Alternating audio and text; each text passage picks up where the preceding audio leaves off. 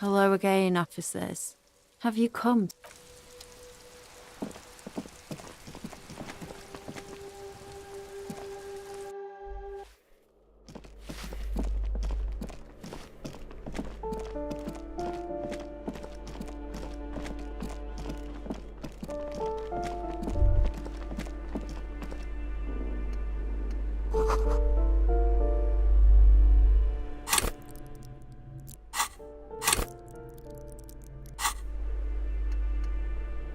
A shabby door hangs oddly on its hinges, secured to the doorframe with a safety chain. An unpaid energy bill is attached, threatening to cut off the electricity. It's addressed to Mr. Uno Doroita.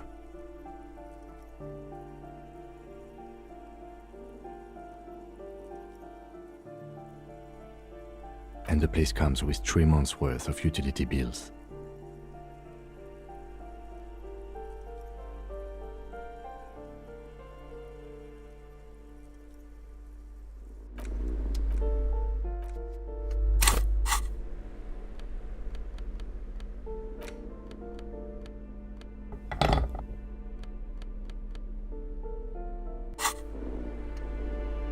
A shabby door hangs oddly on its hinges, secured to the doorframe with a safety chain. An unpaid energy bill is attached.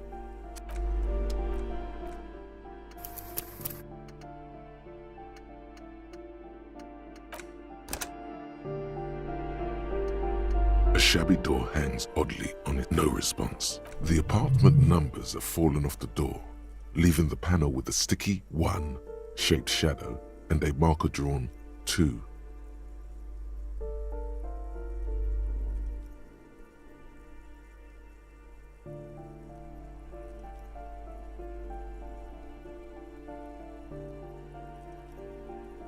Good thing you already have the chain cutters in your hand. Nothing left to do now but snip, snip, snip. The cutter goes through them like dead leaves. The links fall to the ground on the other side of the... I know there's no stopping you, but let's at least make this quick.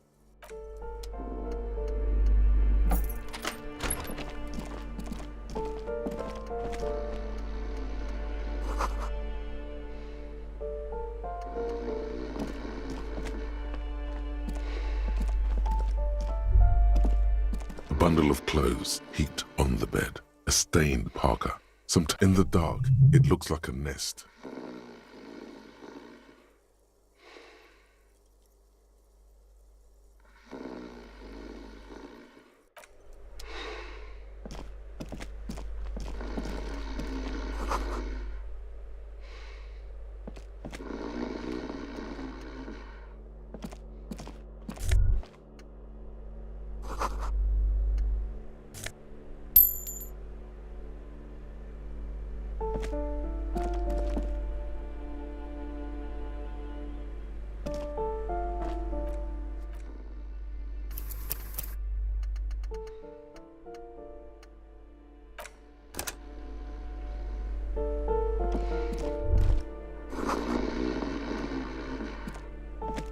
A bundle of clothes heaped on the bed. A stained parka, some towels and a duvet, some socks even. In the dark, it looks like a nest.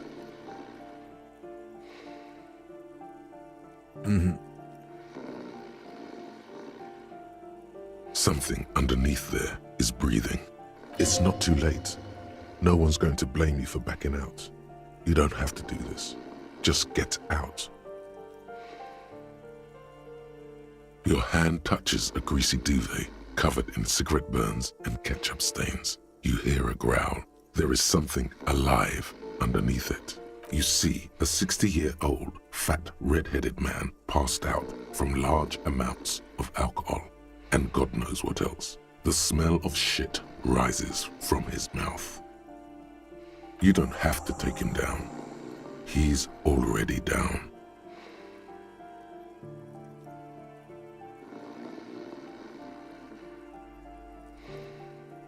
Well, judging by the color of his hair, I would say yes, it is. The lieutenant's right. The man's unwashed hair bears a familiar ginger tone. Even the hair on his chest is coppery. The light from the window falls into his half-open eyes.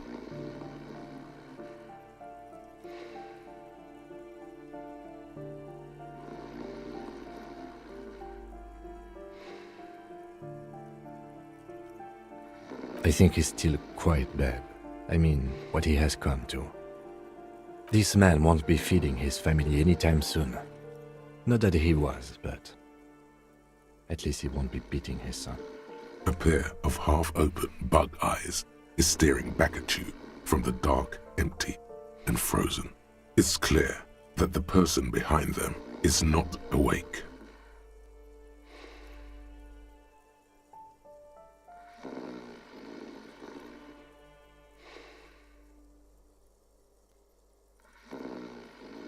Can't you tell? It happens to exceptionally committed substance abusers. They fall asleep with their eyelids still open. Not a pretty sight.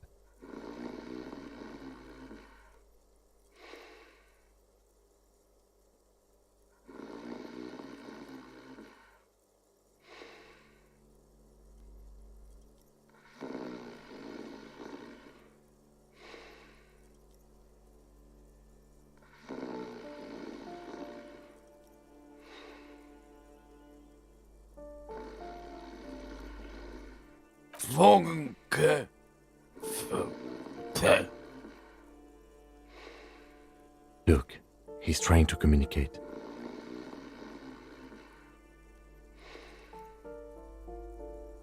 I'm afraid it is. Look, it moves.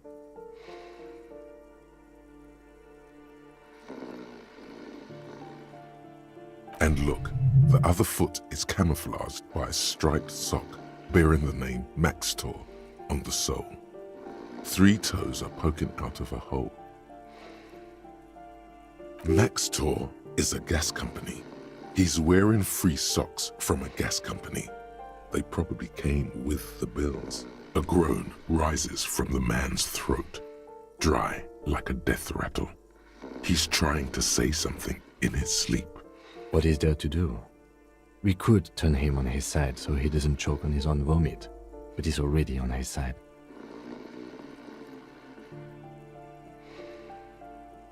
We could take him to Remedy or Saint-Baptiste, but he doesn't have money for medical services. The almshouse would turn him down. They don't do charity for people who are trying to kill themselves. Besides, he'll be dead in a few. Years, months, weeks. The pile of blankets grunts miserably.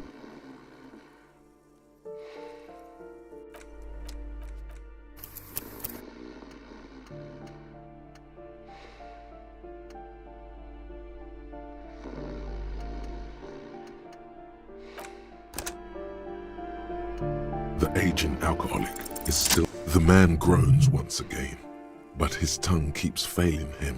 It's impossible to make out the syllables. A hand emerges from the blankets, trying to gesticulate something. And then it dawns upon you, clear and surreal. Pigs, he says. He's trying to call you pigs. Are you going to let a semi-conscious degenerate disrespect you? His hand falls back on the bed, limp and defeated. A loud snore escapes his mouth. He's asleep again. At least he got to say his piece.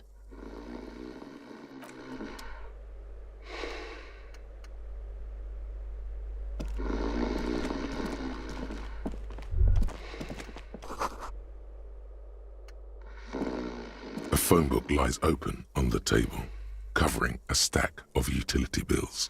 Right next to it, in plain sight, sits a small bottle of amphetamine, conveniently equipped with a straw. Good. The minuscule amount of amphetamine doesn't interest the lieutenant in the slightest. He listens instead to something in the other room. You pocket the bottle as if it were the most natural thing in the world.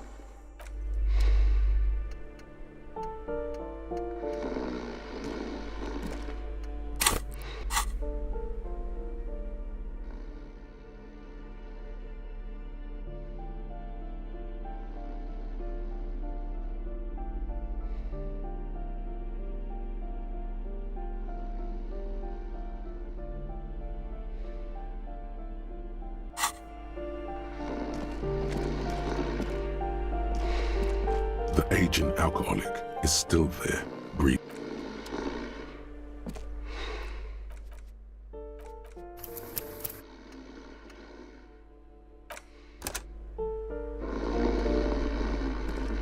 The aging alcoholic is silence. Only heat emanates from the sleeping body.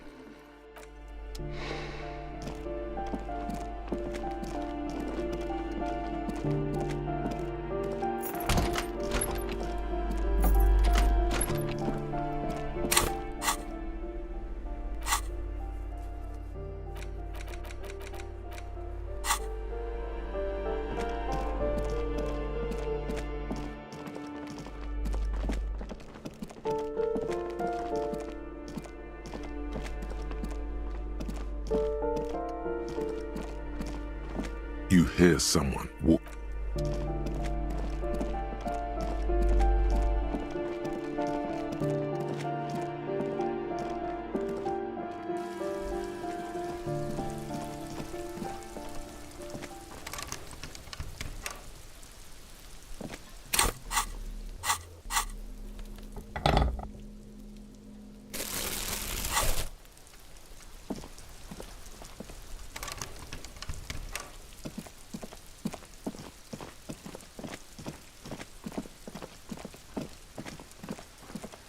Just an ordinary wall. Nothing to see here.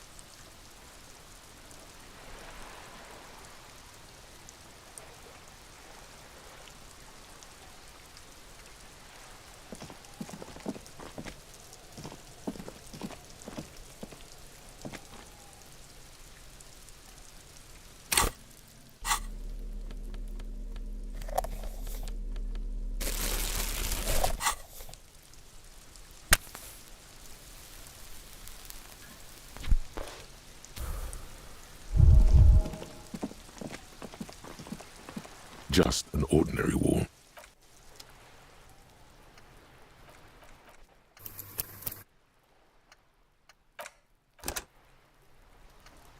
Just an ordinary wall. Not because you see it, finally. This wall is sublime. Look at it. The shadows, the colors.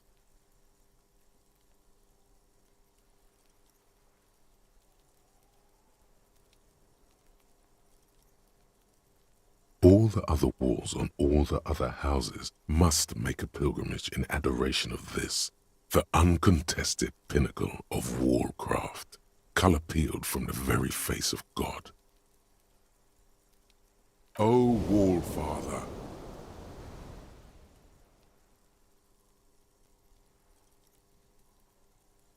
Huh?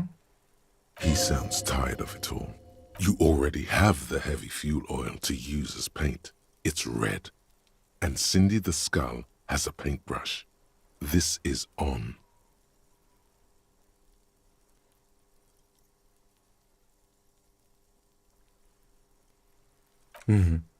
Sure.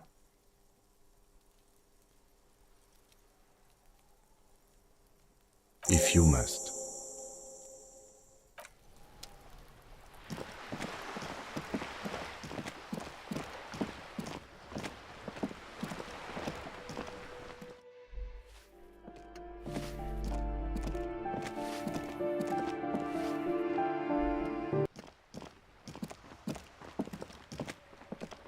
Hello again, officers. Have you... What for?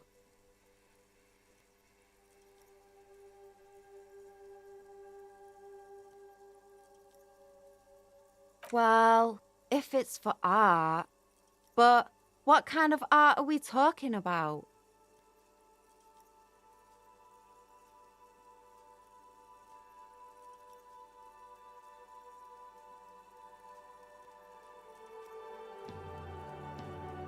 Sounds like you're just about to live out your self-pity, not make a statement. I can't have shit art on my conscience.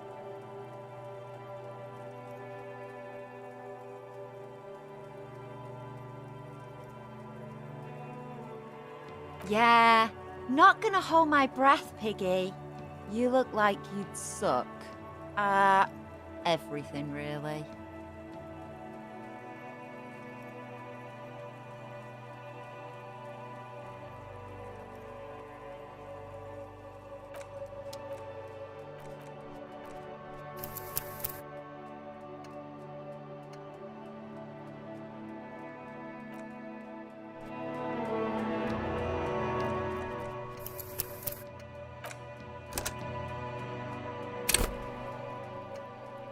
Just an ordinary wall. Nothing to see here. Yeah. Why must...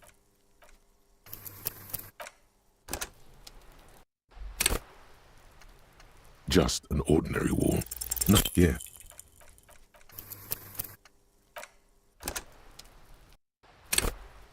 Just an ordinary wall. Because all the other... Oh, Wallfather. Huh? He said you already have... If you must.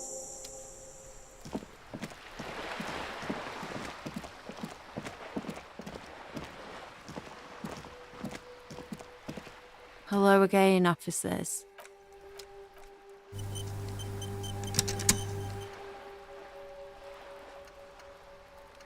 Hello again, officers. What for? Well, if it's for art. But what kind of art are we talking about?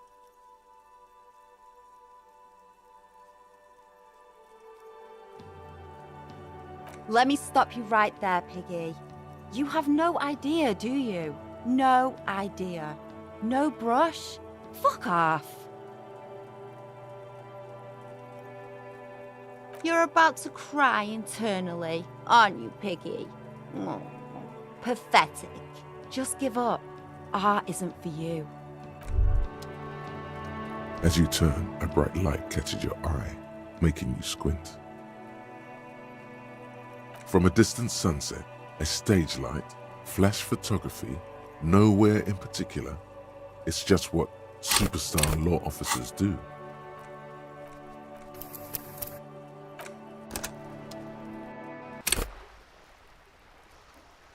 Hello again, officers. What for? Well, if it's for art. But then you have time to find your own fucking brush.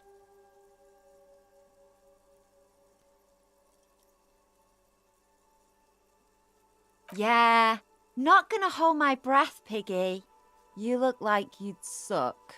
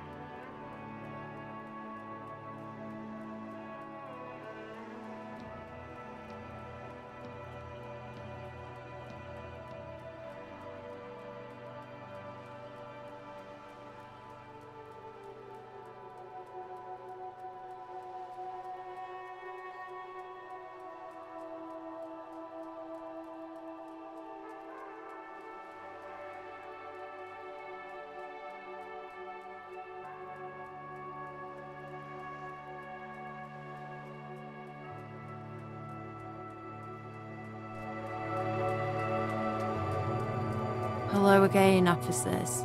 Have you come to admire my...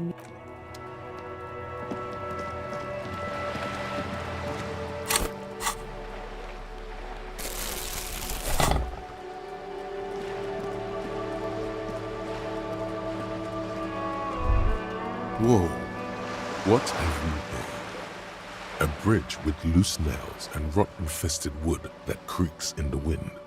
A construction code violation if there ever was one.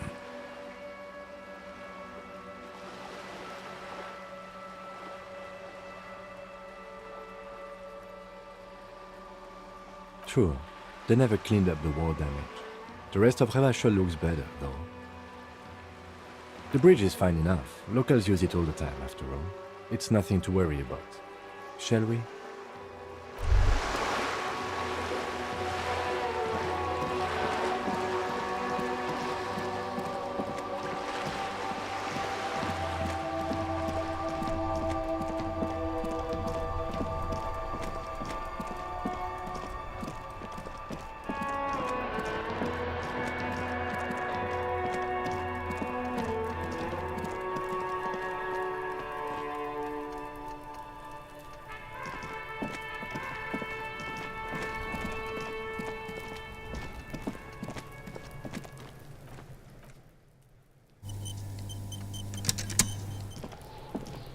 Fuck does Kuno care? Alright, so you got Kuno's kilo. Here is how we do it. First, you give Kuno Kuno's kilo, then Kuno gives you half back. That's how we split it. It's the best way, street way. Word on the street is, you sent your little friend in dressed as a hooker, distraction style. That's some sick shit. Not a single muscle moves on the lieutenant's face. Kuno wants to hear all about it, but first we split the kilo, then we shoot the shit. Kuno knows what Kuno means. Kuno means gram.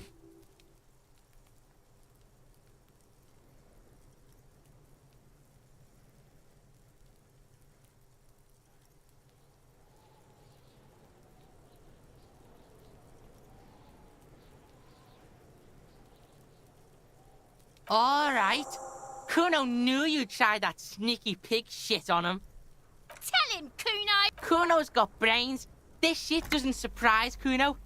So Kuno's gonna give you one more chance. Know this, pig. Shit is major. Major fucking choice, pig! Kuno won't take this shit lightly.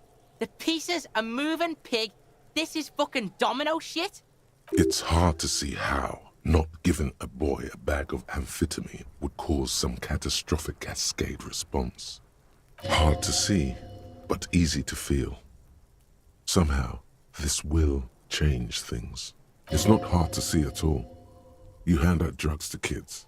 The lieutenant's faith in your judgment will diminish significantly.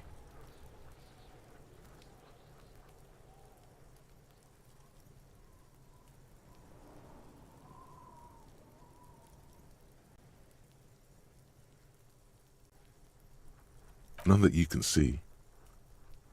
No, you can see it. This young man has junior officer material in him. In another life, where he trusts you.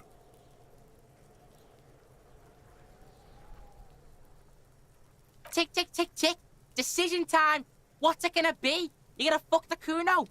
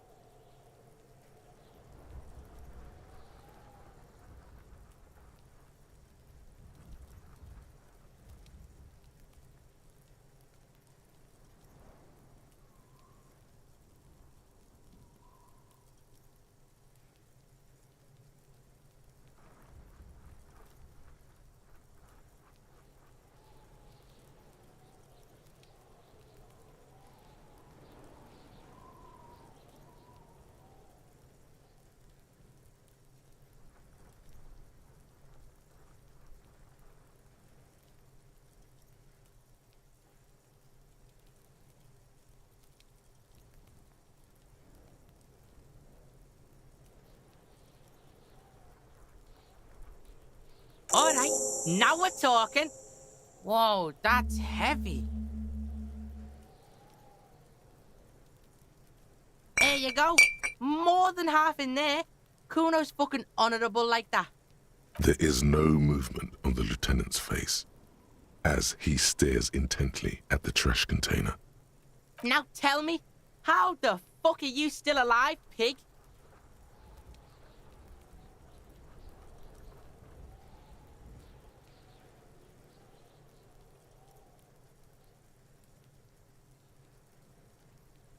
Fuck right there were. Fucking 3 years or some shit.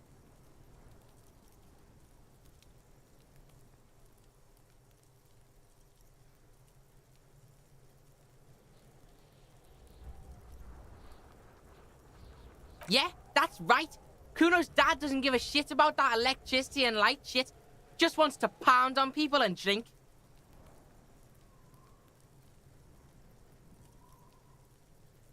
That's right, it's a shithole. Kuno's gonna move underground, Leroy shit, ancient shit. Kuno's gonna live in a fucking catacomb. Yeah, in a tomb, Kuno!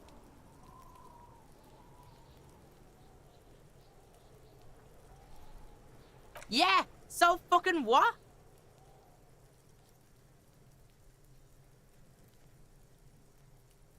Fuck are you talking to Kuno about that kiddie shit?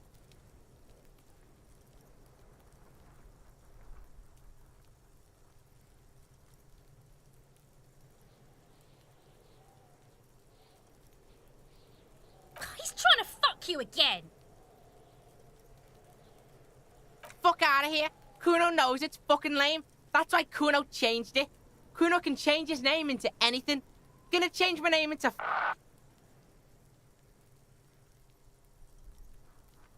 Don't change your name into that, Kuno.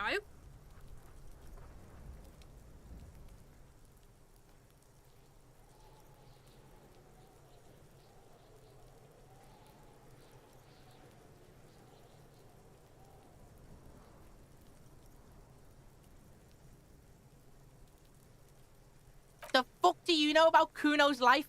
Kuno's got plans. Get the fuck out of here.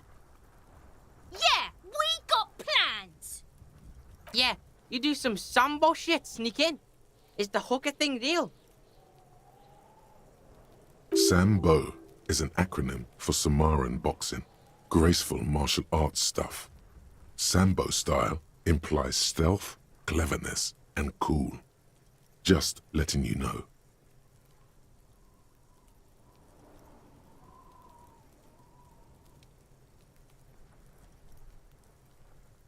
What? Fuck right. Kuno's dad was sleeping like a bum. Kuno told ya. Kuno's dad doesn't give a shit about anything. Fucking breaking and entering shit. That's nothing to Kuno's dad. You got lucky, pig. Kuno knew this. Kuno's fucking violent fiend dad's been drinking hard lately. Kuno knew you have a way in. Narrow window. Kuno window.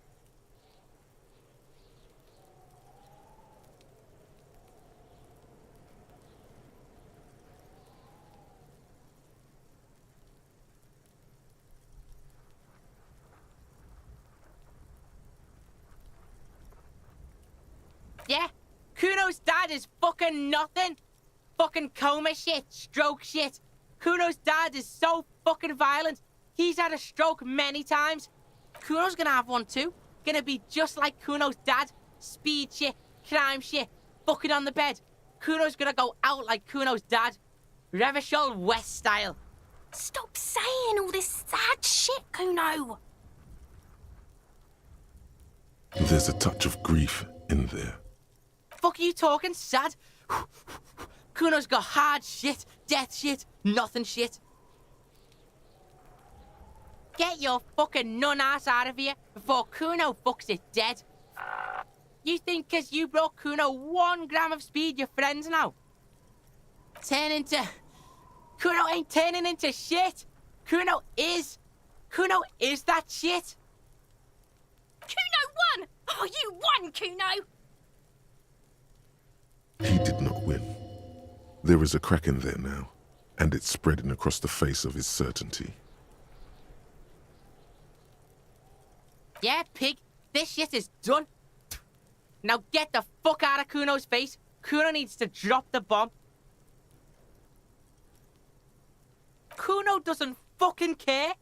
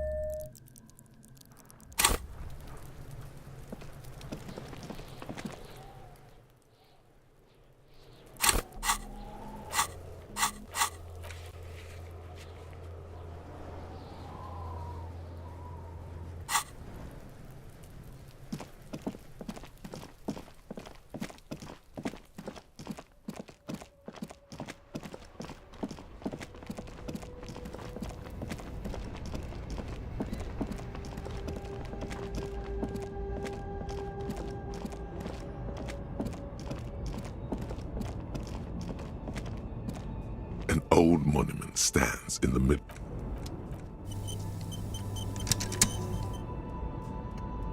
An old monument stands in the middle of the traffic island, pointing toward the sea. It looks as if it's been reassembled piece by piece, secured and mounted in the air with the aid of numerous ropes and rods.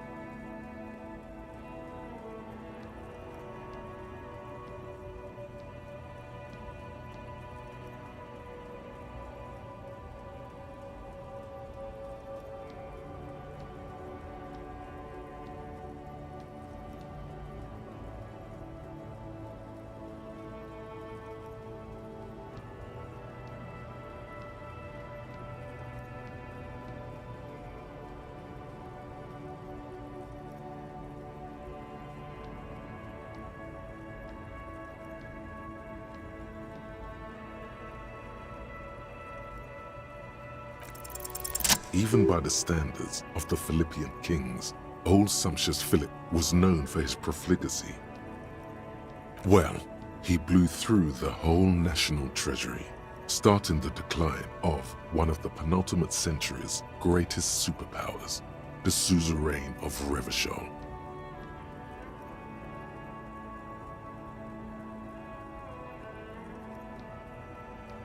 His own maladministration foreshadowed the fall of the monarchy during the anti-centennial revolution, an end to his family line and the monarchy on the Insulindian Isola.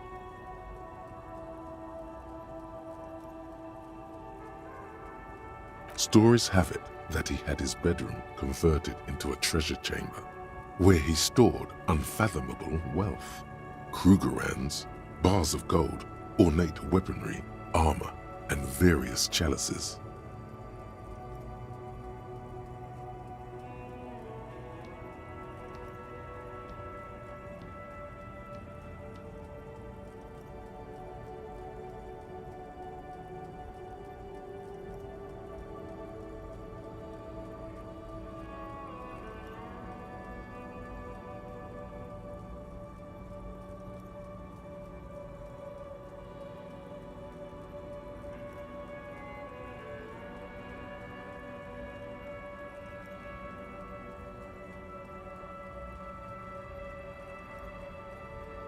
He called it the Sol Aurum. It was obscene. There were whispers he slept on a huge pile of gold-dipped feathers, like some obese dragon, instead of a bed, like a normal person.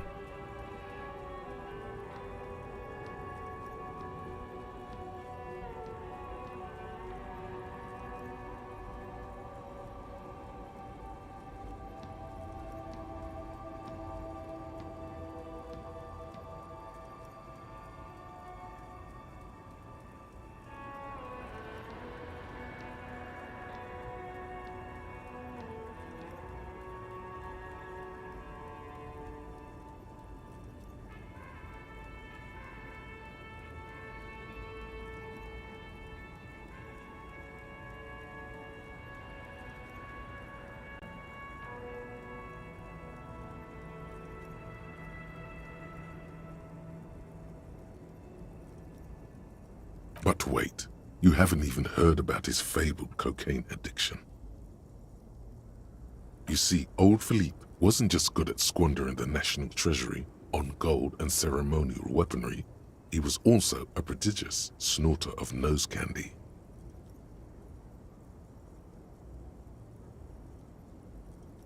Cocaine.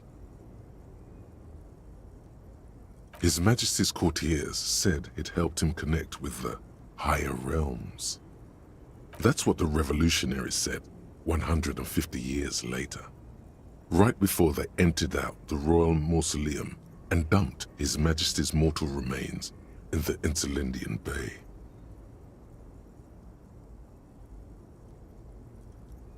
Beneath the cold waters of the Insulindian Bay, thrown there by the revolutionaries after they cleaned out the royal mausoleum, the original was blown apart by communards, then further damaged during the landing of the coalition's airships during the turn-of-the-century revolution, when Martinez was leveled. Most historians think the coalition's hasty landing may have ultimately saved the statue. If the communards had more time, they would have reduced it up to even finer pieces. Some years ago, a group of liberal, artistically inclined individuals, designers mostly, thought it would be ironic to restore the statue of the most wasteful ruler of Revachol in the poorest part of the city. The statue is supposed to capture the moment it was blown apart, like an instant frozen in time, a rare butterfly trapped in amber, floating on a sea of shit.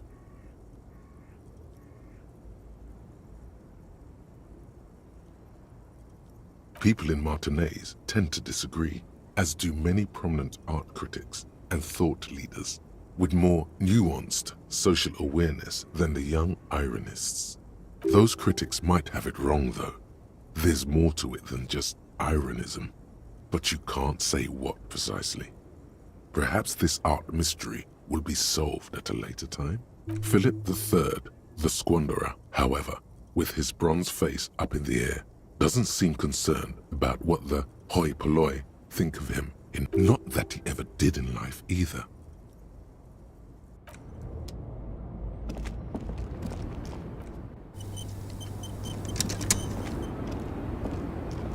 The woman still has her eyes fixed on the photograph in her. If you want her attention, you may need to be more forceful. Where am I? Who are you?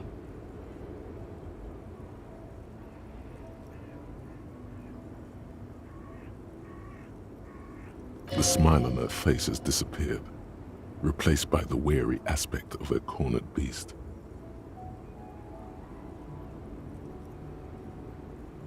Never mind. I remember now. I'm still stuck in that traffic jam in the 50s.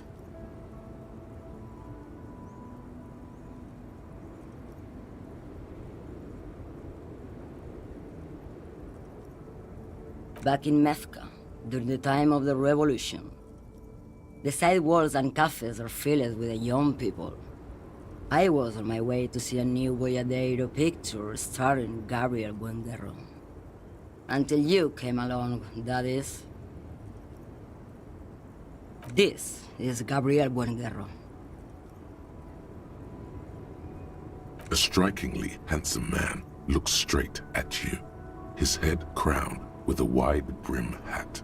His hair is dark as an oil slick, and his jaw the most perfectly chiseled thing you've ever seen. This man's got a hold over her, even 50 years later. You can feel it. He was the biggest star of his day. Girls used to faint in the aisles of cinema whenever he came on the screen. And schoolboys used to memorize all of his lines. In all likelihood, it's a world that's only ever existed in her mind.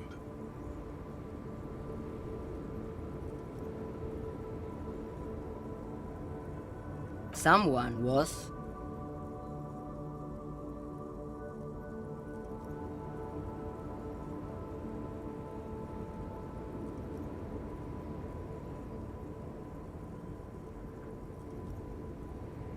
They are someone's memories, boy. What difference does it make if it's me or not? They're beautiful. That is all that matters. Beautiful and true. And they... All of what? The world? The present? She seems to derive some bitter pleasure from this strange thought, as if the past will one day wipe the present away, like a tidal wave approaching.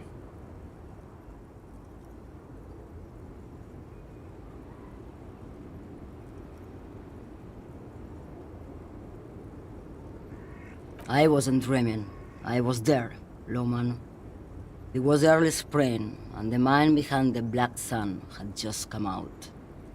The posters were 20 meters tall. Everything was golden.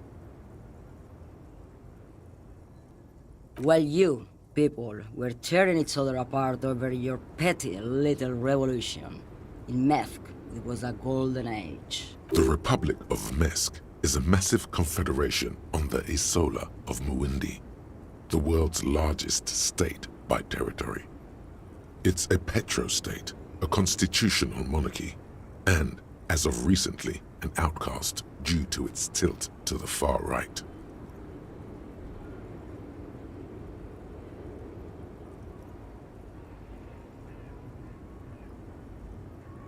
Why not, Harife? It's not like I have anything better to do in this hellhole.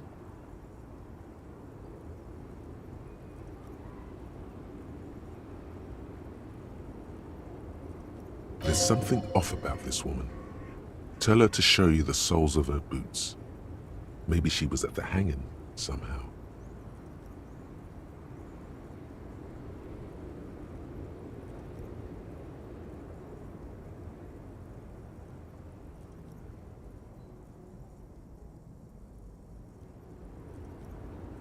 Of course not. To truly understand the Boyadero, you need to listen to On the Western Plain. The Boyadero, Boya for short, is a cowherder from upstream Magritte, the great steppes of northern Mesk. He is a rugged individualist and explorer.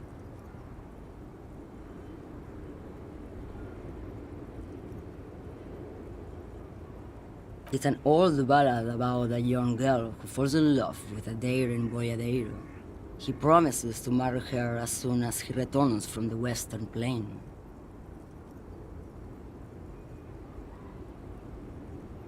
Of course not.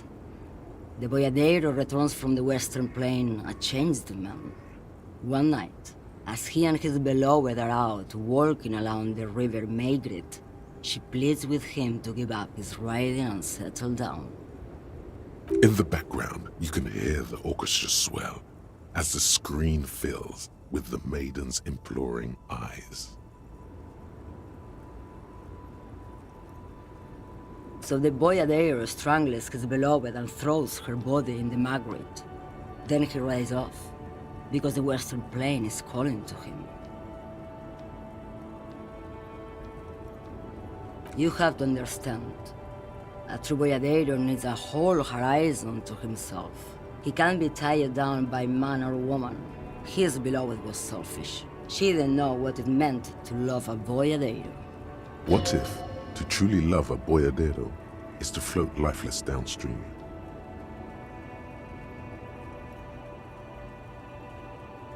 She's just a distracted old woman.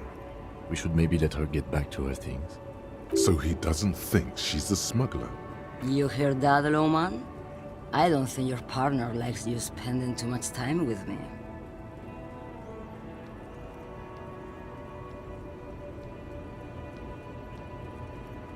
Nothing. I just don't think she's connected to anything.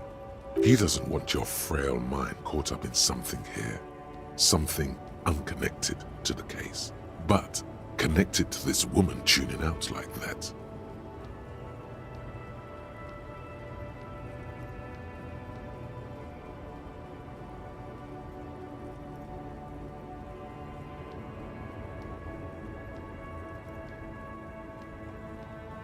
Oh, don't worry about me. I'm one of the best communers around. I drive routes no one else will. Lomonosov's Land, Udachnaya Zemlya, the Western Plain, the Transcatolia Magistral, you for 1A, Adestradas du Mirador, all the good ones, the deep trenches, where the bluebirds fly.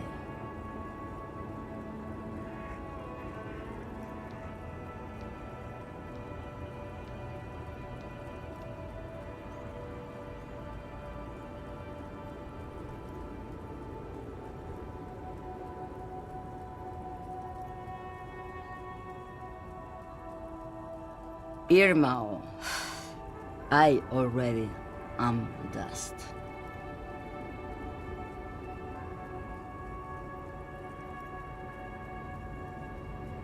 Now what do you want with an old woman's boot, Sheriff?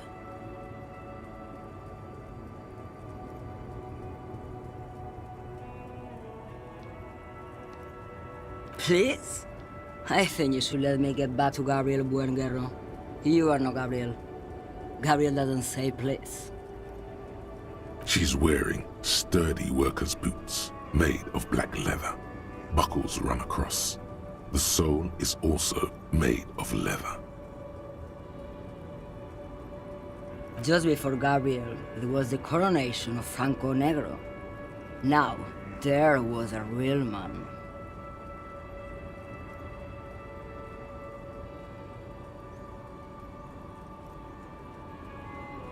Moreover, the boots were size 37, tiny. There are too many discrepancies in all this. Another discrepancy, although not boot-related, is the coronation of His Innocence Franco Negro, which happened 500 years ago.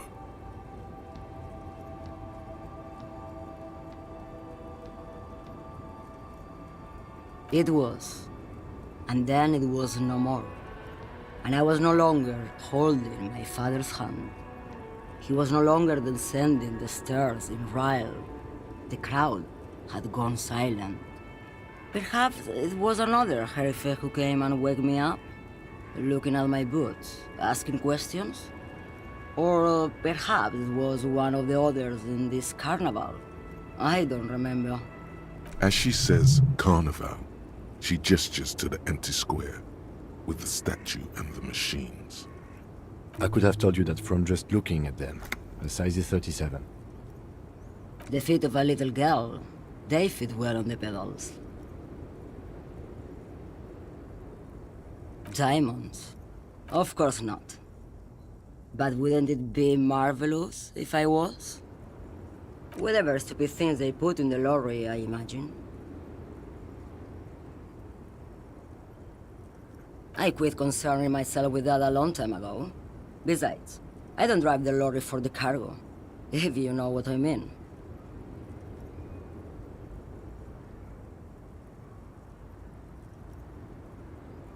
Then it's contraband, lawman. What? Do you want to take an old woman in? Be my guest. Lock me away like Bad Hand Hermenegildo. Bad Hand, Hermenegildos's bad hand, strangled 300 people. What can I say? Some people just really like strangling people. What do I need drugs for, lawman? What I see, what I feel, the great adversary, no drugs can compare.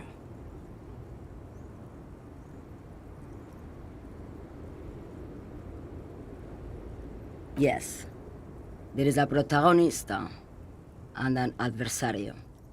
I am on the side of the adversary. There's no coming back from that hole. Those epithets are familiar somehow. The great adversary, the great unrest.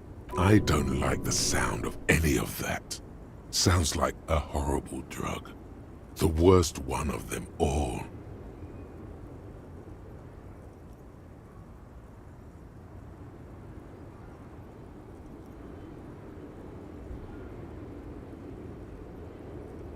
Then what were you getting at? This line of questioning is going nowhere.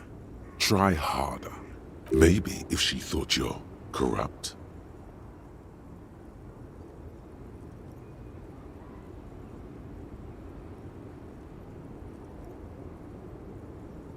Who the fuck is Irrat? Ah, and what do I care about the union boss? He's no Gabriel. He's no Franco Negro. He's not even Hermenegildo the Hand.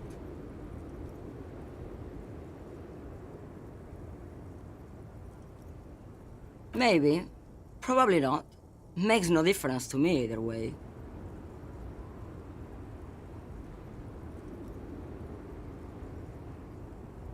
Just this month, I made half a dozen trips from Saramirizza to Grad, on the U41A. What do you think they take from Saramirizza to Grad, Luman? It's diamonds, Lowman, obviously.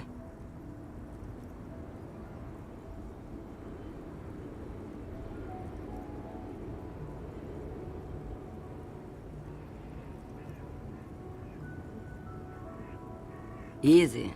He's the skinny man who thinks he's a poet. Never trust a poet. Also, he's the only one I can see from here.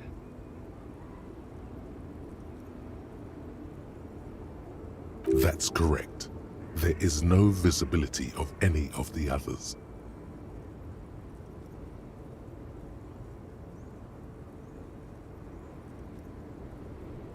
Where do you want me to go? This isn't so bad. I can listen to music, or the seagulls. Look at all the colors and the futures of this world. It's a good palate cleanser, this jamboree. Or I can just relax and let my mind carry me back where it will, to the I think we're done here, no? Yes, go. Enough jamboree. I need to get back to Mesky.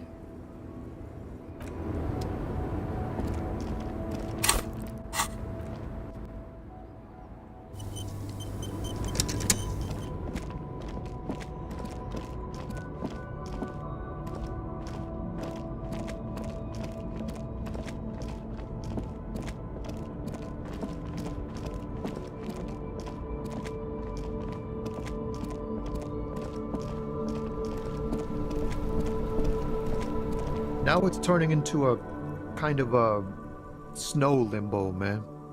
What's on your mind? Oh, high-grade narcotics, illegal firearms, stuff like that. Time to arrest him. Relax.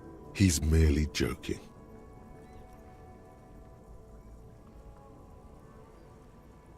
Can't even get a few jokes past you, my man. I've got another haul of found. They usually get shipped to Grodd in the Oxid. The man taps his fingers rhythmically against his arm.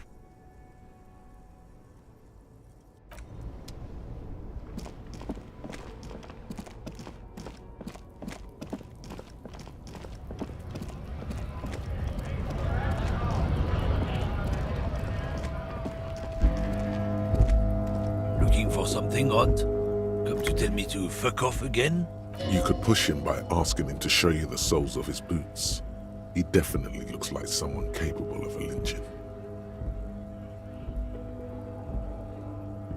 Drugs? They are shit, man. I don't let anything pollute my body. You know where that shit comes from? Sarah Miriza, Safre, Ilmara. They take the money from our local junkies here and then use it to outcompete us in the manufacturing sector. They know they can't beat us in a fair fight, so they have to get us to weaken ourselves somehow.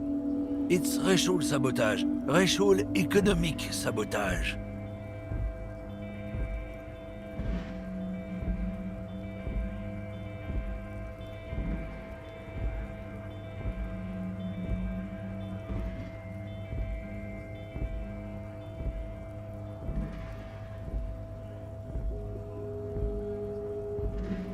He eyes you warily, unsure how to respond. This goes on for about 2 seconds. Then, I don't know shit, and if I did, I wouldn't tell you. What do you think? I can't leave the lorry unguarded. Stuff's been getting looted lately. It's those little kips sneaking around at night. If they touch my stuff, the bosses will be on my ass like ass cancer. there was a bunch of spilled boxes in the back of a big lorry nearby.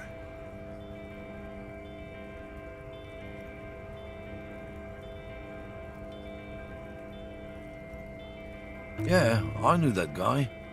He was an honest driver who loved this country.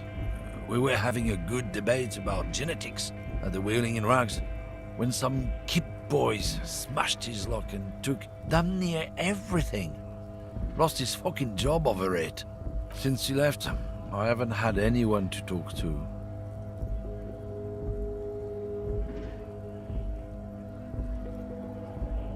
It's a fucking travesty, is what it is.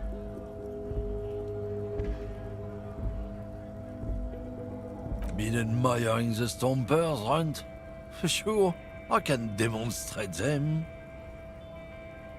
On the bottom of the man's boots, you see an intricate tangle of treads with no immediately discernible pattern.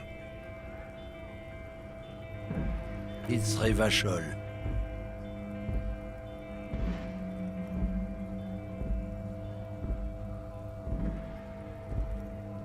Custom made. Cost me a pretty penny. You'll see when the time comes, officer. True patriots carry Revachol in their very souls. Technically, you're stomping on Revachol every step you take. I know you people don't understand poetry.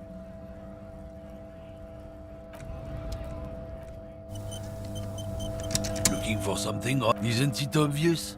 Fucking Sealang, that beady-eyed South Samaran.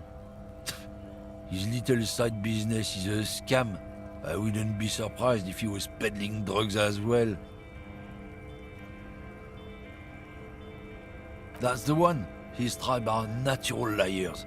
It's in their blood. Is your man alright? 100%. He's a lorryman selling his employer stuff. Broke the seals on his Humanox lorry. No doubt he's selling drugs too. I wouldn't be so sure about it. Not until we've heard what Sealang himself has to say. Guess so.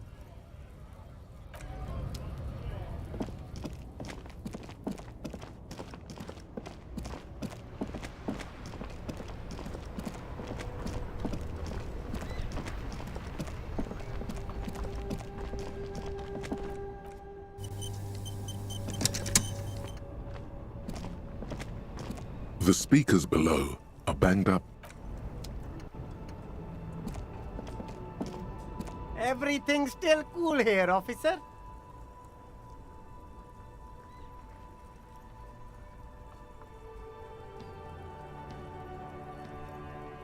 Drugs? I don't go in for that, officer. Drugs ruin lives. Unless you're into drugs, of course. In which case, drugs are excellent. Mwah! Tasty, tasty drugs.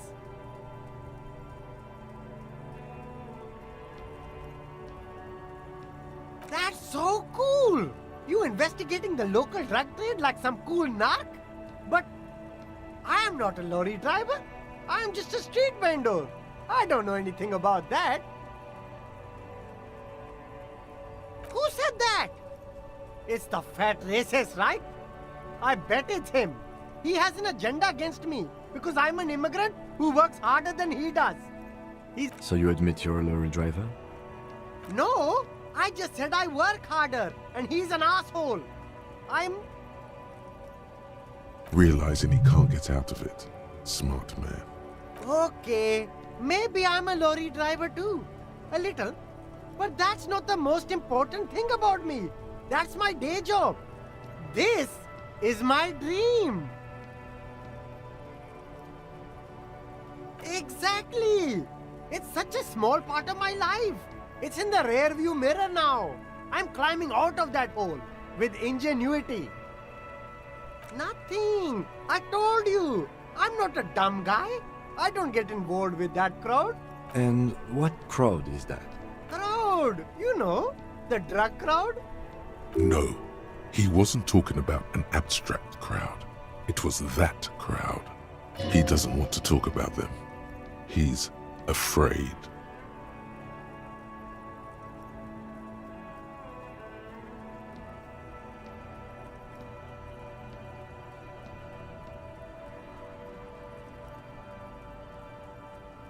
Look, there's bad people doing bad things here. That's all I know. Please don't get me into this mess. I've spent 15 years working my way up. Here we go. There's a tiny bit of truth on the table. Zoom in on it.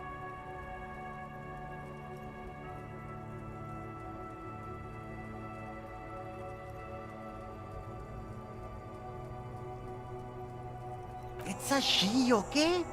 The other drivers call her the lady driver. You're better off staying away from her. The way they talk about her, she's no lady. Interesting. Could this driver be connected to the Hardy Boys? All of them. I don't know.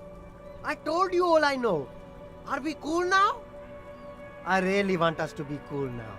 Who exactly is talking about this lady driver of yours? The racist or the other one with the tattoos?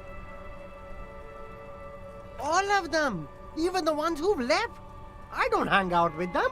I don't remember who has tattoos.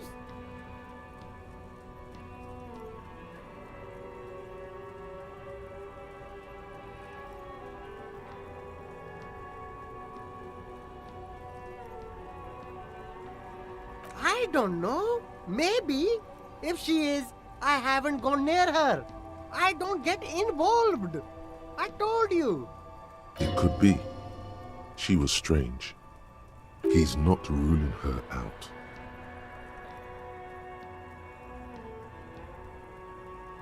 I don't know. I'm not local. I don't know anything about that. All right. I scored. Let's cap this off with a purchase. You can walk away from here with funky sunglasses, detectives. Both of you. You deserve it.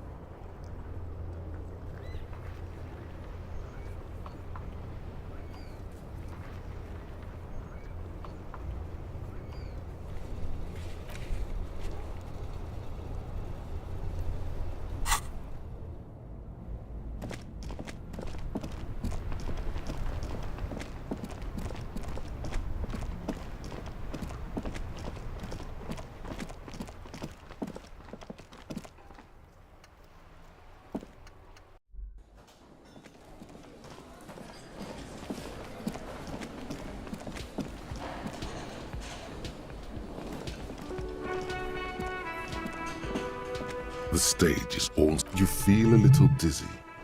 So, are you ready for your thing now? Let me know when I should turn on the karaoke carousel.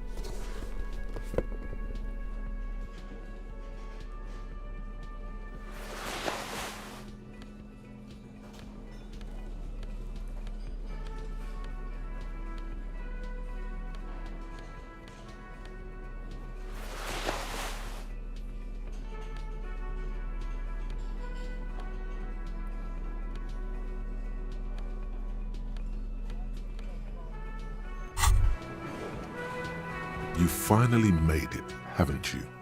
People point fingers at you and whisper to each other when you pass by, wondering to themselves, where did that man get such a cool jacket? Did he receive it upon graduating the École Normale Supérieure de Badasserie? Is he dangerous?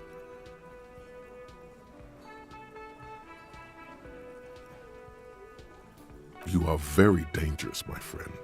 Dangerous and cool. In fact, no one dares to say a single thing about the jacket. But believe me, they are all very impressed.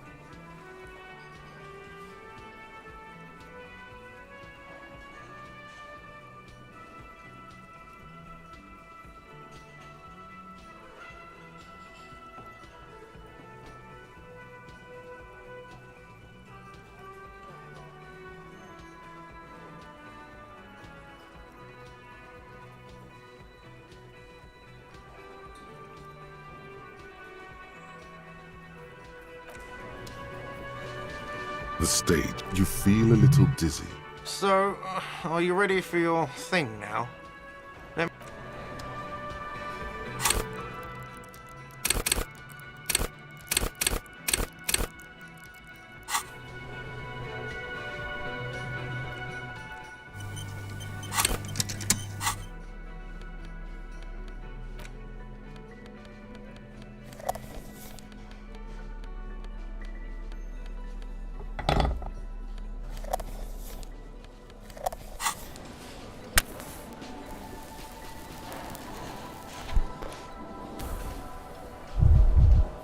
The stage is, you feel... So, are you ready for your thing now? Let me know when I should turn on the karaoke carousel.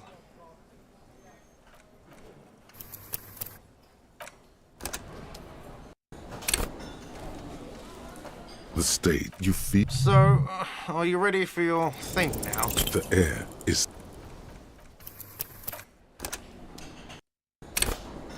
The stage, you feel... So, are you ready for your thing now? Let me know when I should turn on the karaoke carousel.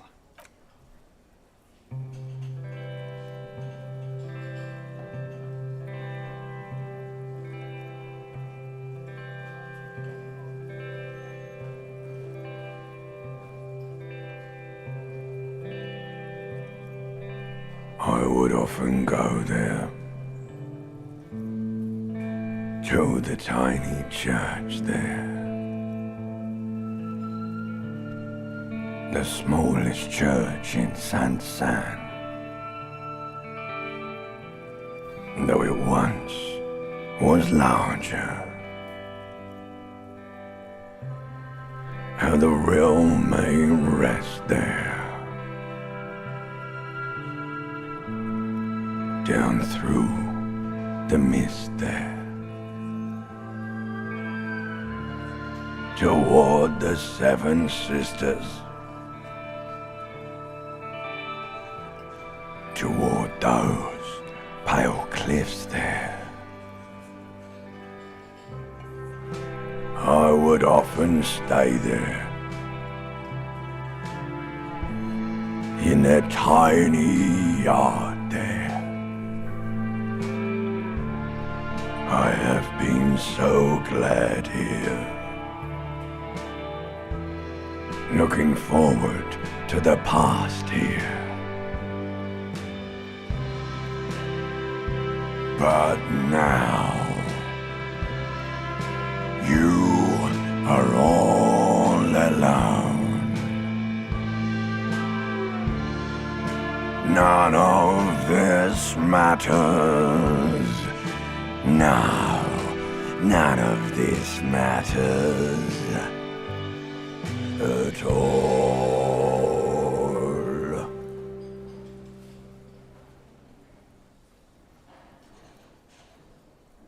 Someone dims the lights as the music starts. Okay, here we go.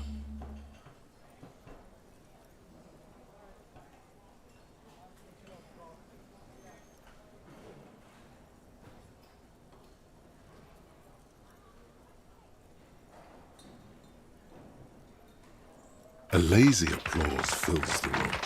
You feel your hands shake as awareness of your body returns to you.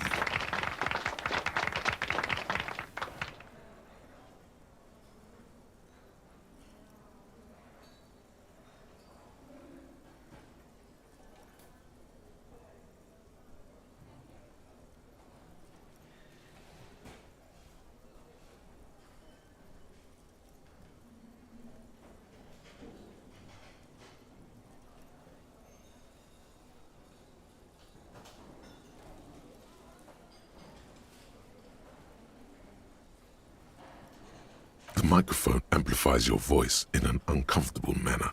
Someone coughs. Most people have gone back to talking now. Good, good. Are we ready? I want to unplug the microphone now. Last words?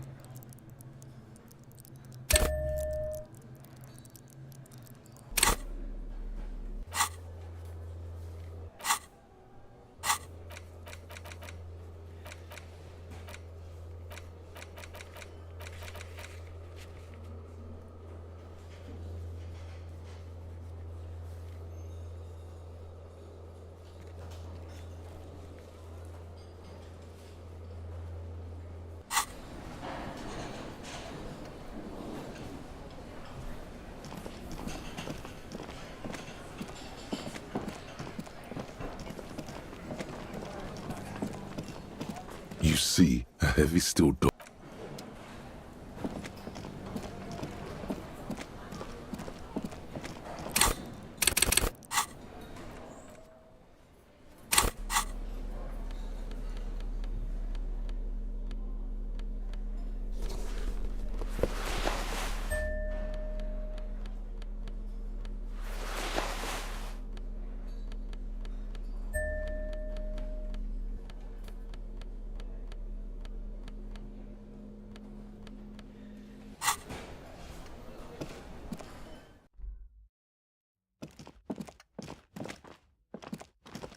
The door is closed. This door.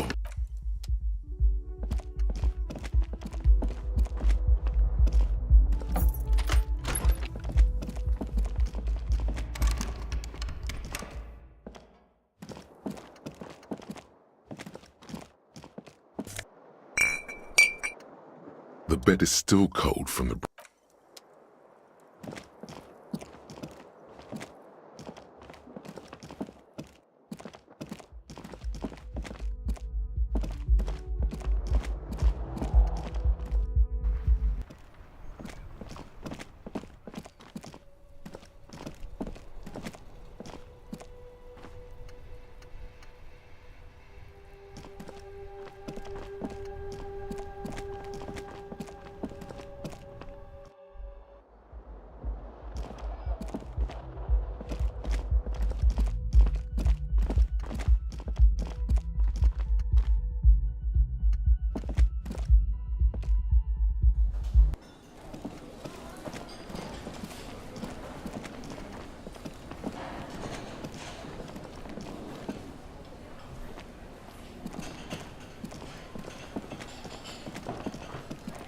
Ah, smallest church in Saint-Saëns, right?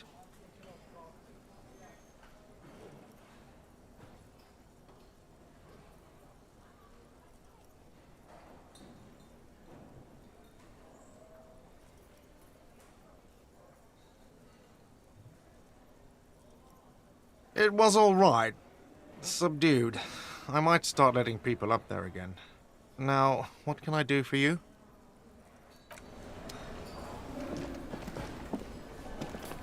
Again? I can't. Yes? What is it? That was pretty good, Harry. Wasn't it, Jean? Whoa, how does she know your name? She probably heard it from somewhere. You have to be more careful, Karaoke Star. Names are dangerous. Huh, that was... Yeah, that was absolute shit, if you want my opinion. Drunken shit. Haven't wanted anything to end this badly since I had cluster headaches.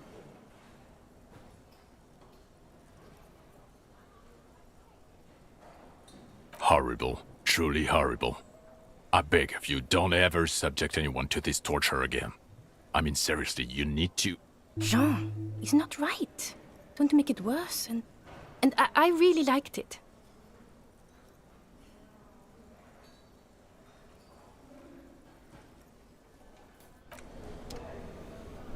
Yes?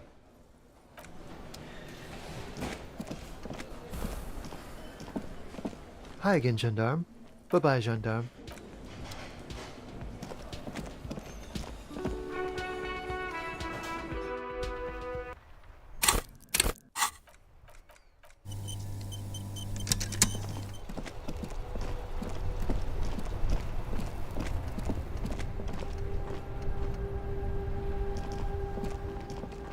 Make way for the master poet.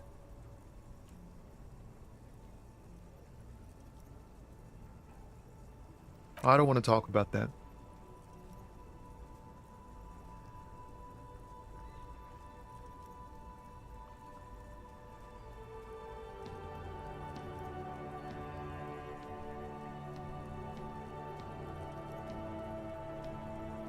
Man, I was hoping it isn't going to be her.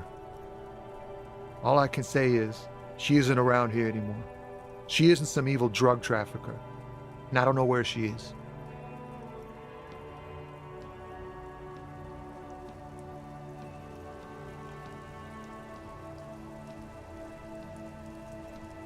I didn't, man. I told you I was hoping it's not her. That she wouldn't be mixed up in it. He still is. Hoping. It's just wishful thinking on his part. Bah. Emotional rhetoric. He knew something and he didn't share it with you. That's a fact. A friend? An acquaintance? I don't know. She was the only person in this damn jam I could talk to. She's someone I don't want to rat out to the law, okay? Thank God I don't know. People here call her the lady driver. She kept her name a secret. From me too. Now I see why. A youngish woman. Gruff, but in a cool way. What color hair? Blue and violet. Died. It was violet when she got here. Blue before she went. Then she may have dyed it again. Damn, I don't want to... Please just let it go. Whatever she did, it can't be that bad. She's not a bad person, I know that much. We can't just let it go. It's part of a police investigation. That's how it always is with you, isn't it? All part of the investigation. The girl's troubled. If you hunt her down, she may not survive it. I can't have that on my conscience. It won't come to that. We won't pursue her on this. This is information only. I don't believe you. She's got the darkness in her. That young person's darkness when you think it's all over.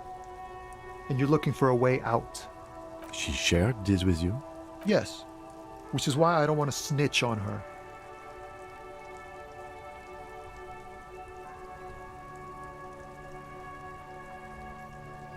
I heard the rumors. I saw the other drivers looking at me strange when we talked. And she told me too, that she's had a violent life. But I wasn't afraid of her, more like for her. Did this violent life include drug trafficking? Well, it looks like it did now, but we didn't talk about that. We talked about life, you know? She talked about her mind.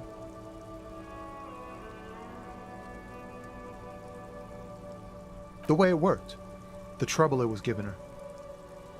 The pain it was causing her. Fuck, man. Go grill someone else with these questions, okay? There are plenty of drivers here who couldn't stand her, or were afraid of her. They'd be more than happy to rat her out. He's right. There are other options. The raceman, for one. The grey-haired woman. Maybe she knows something. Wait, this guy says they're friends. Then, acquaintances. And he's okay with others ratting her out. Push Tommy and it will break his heart. And his spirit. Don't expect you to be pals.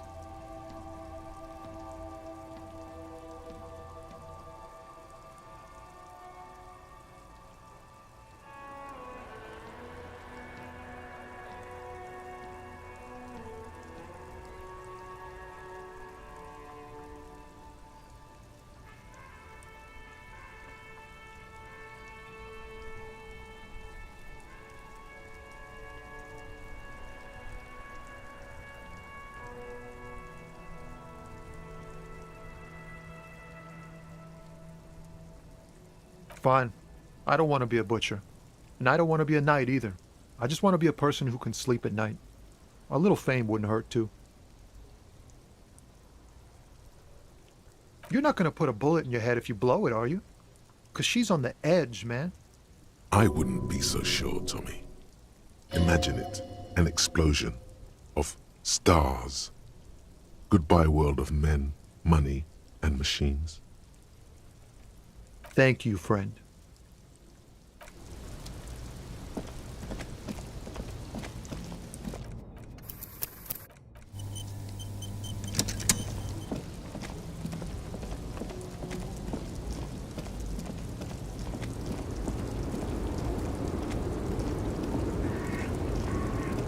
Lowman, you caught me at an opportune moment. This awful weather keeps me awake. You can entertain me with your questions.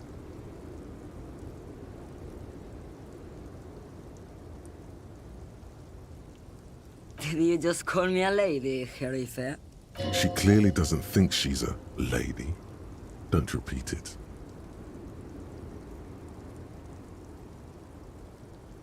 The woman's malevolent cackling fills the roundabout. I'm a lady like you are, Gabriel Buenguerro. Only in dreams. I'm only terrifying to small children, and to those who used to know me.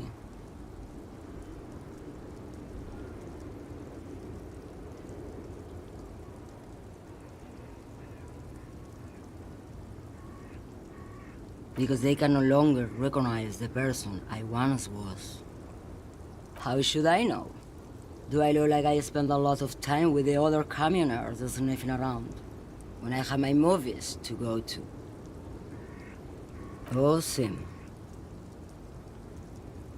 Something in her is pulling towards some unknown rest state. She twitches, like a sleep kick.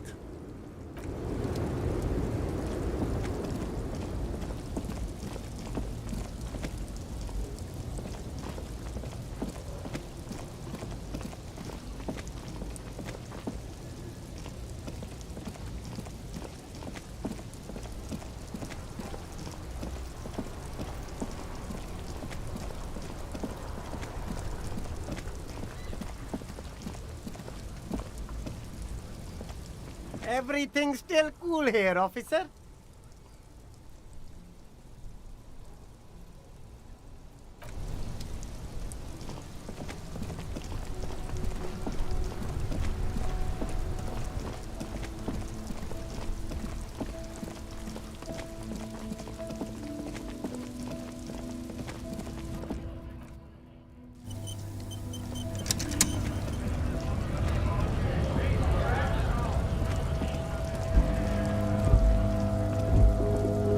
For something odd?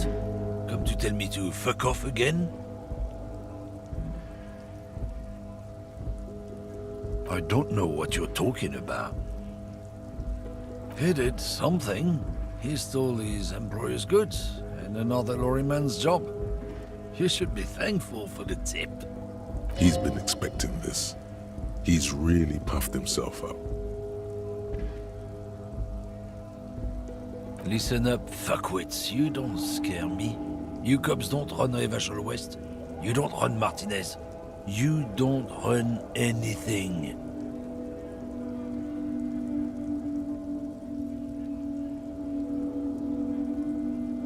No. He means La Puta Madre. A legendary, and not in a good way, crime boss from Jamrock. Controls what is probably the most powerful organized crime outfit in Revachol West. Looks like the lieutenant has a plan. Let him do this. Yeah, him. Then I presume you are familiar with his peonies. Yeah, they're his little bitches. He's got them all over the unions. Not just the unions. He has peonies everywhere. Some say he even has them in the RCM. Dirty fucking peonies who'd do anything for him. Multi-ethnic drug addicts. You're not peonies. You wouldn't be investigating a drug thing if you were.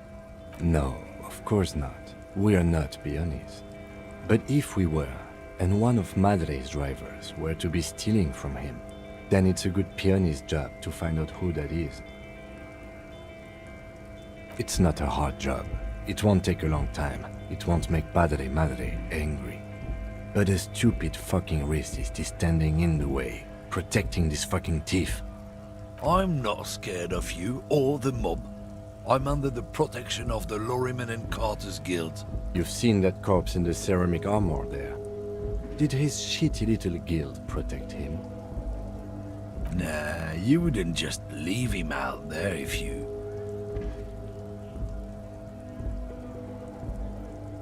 The lieutenant turns and gives you a barely perceptible nod. I've softened him up as best I could. Now it's on you to finish the job.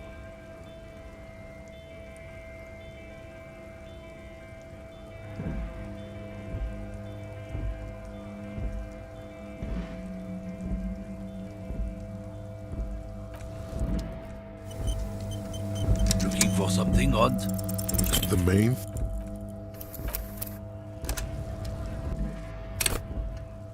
Looking for something odd? Come to... The main...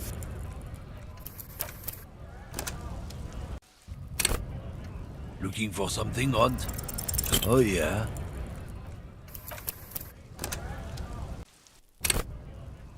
Looking for something, Hunt? Come to... The main thing is to not...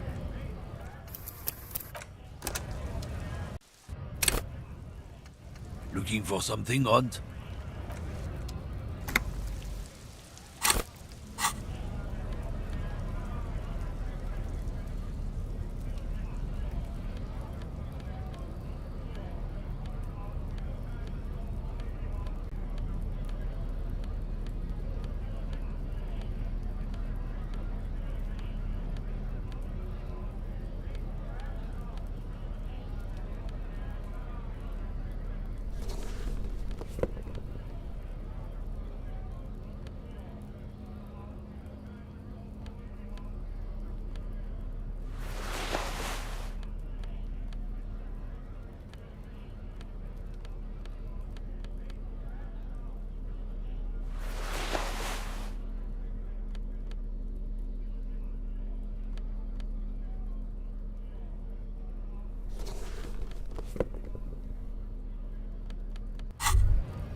Damn, that felt good. Your heart's pounding nicely. You should tell people to fuck off more often. No, you shouldn't. You're an officer of the law.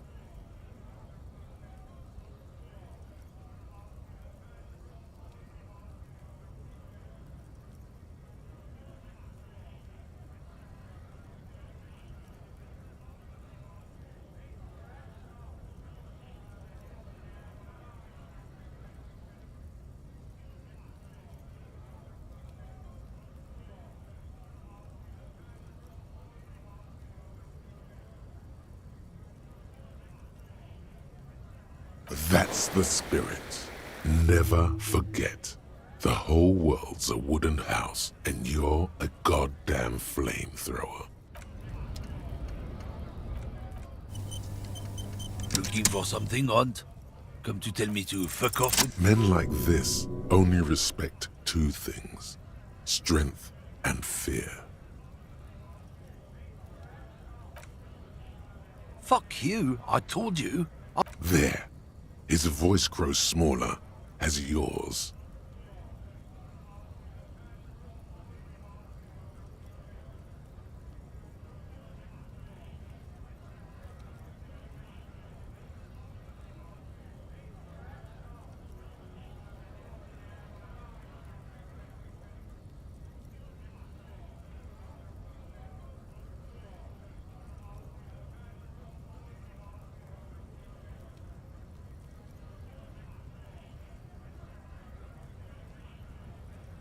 Look, fuck you, man.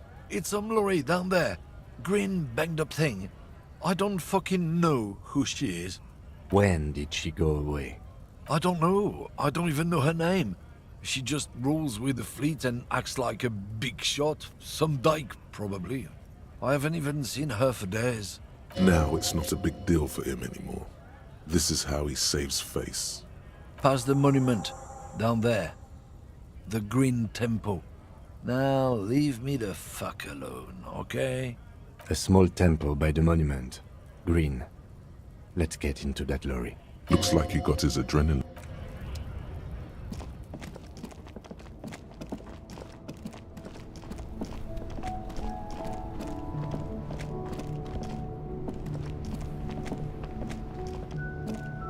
Make way for the master poet.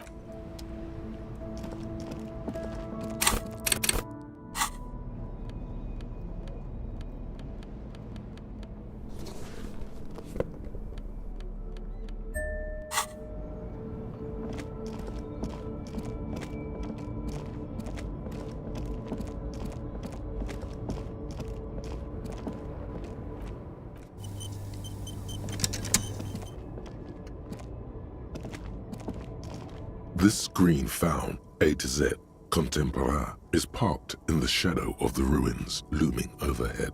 It's seen better days. This must be the one he told us about, unless he was lying.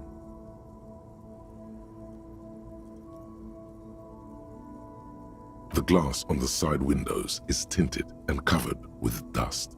You can barely make out the shape of the seat and 2 steering levers. It feels like you're peeking into someone's home residence. Inside it's private, cozy, warm, dusty too. The door is locked. The handle looks shiny, like it's recently replaced. There's no picking this lock. The owner has put special care into it.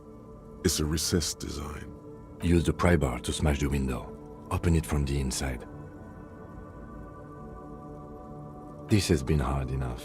No need to make it any harder.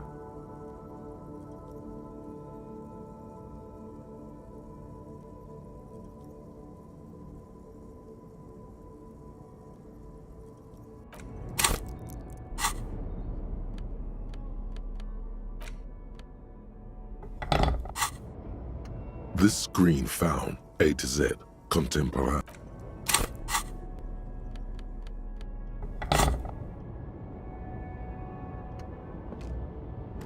This screen found A to Z.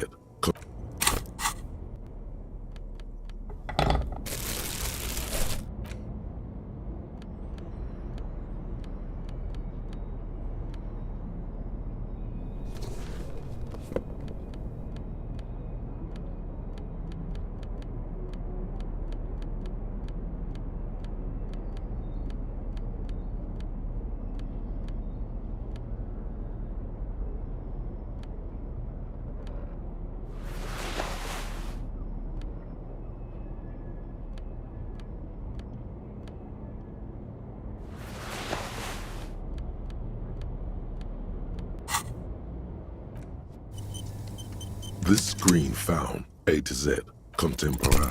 Pry bar in.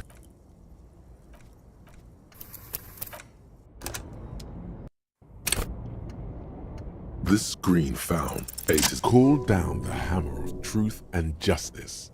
With a firm punch that could shatter bone, you smash through the window. Why you didn't equip and use the pry bar, who knows? But now, release your secrets, lorry cabin. The smell of cigarettes and perfume welcomes you. The cabin inside is plastered with old movie posters. Actresses smile from the walls. There's a radio transmitter in the front and a toolbox tucked under the driver's seat. Some tools lie scattered near the pedals.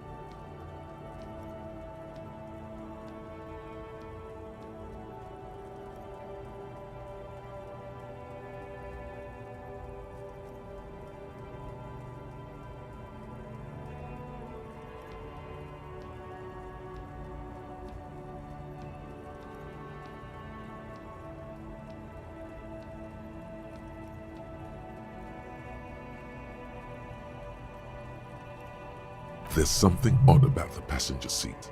The seating fabric has been pulled tight over the lower side of the seat where the toolbox should be. These are movie posters featuring starlets from long-forgotten films from the 20s, the teens, even the 90s of the last century.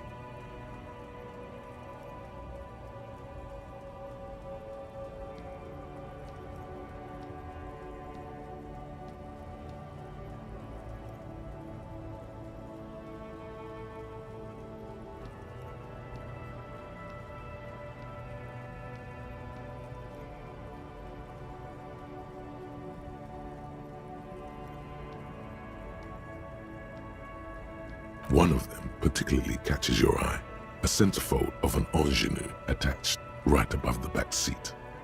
There's definitely perfume in the air. It's spicy, with a hint of amberette, wafting through the bitter air of the cabin.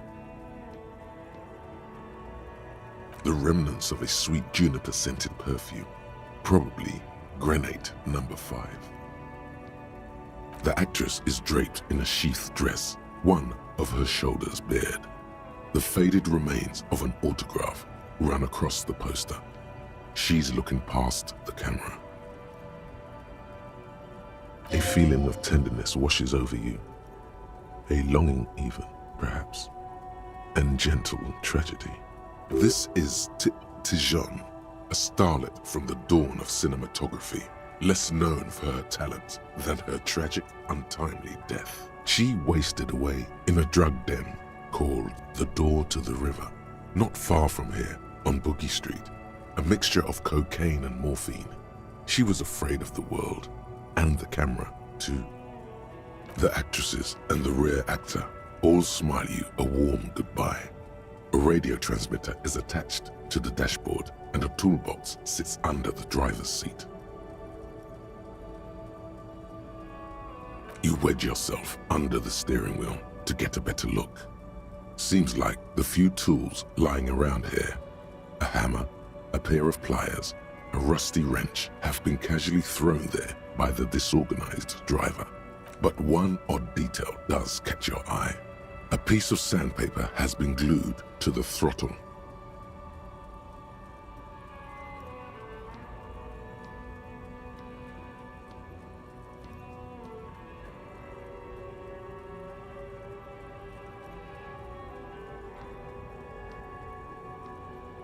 Sandpaper adds extra grip.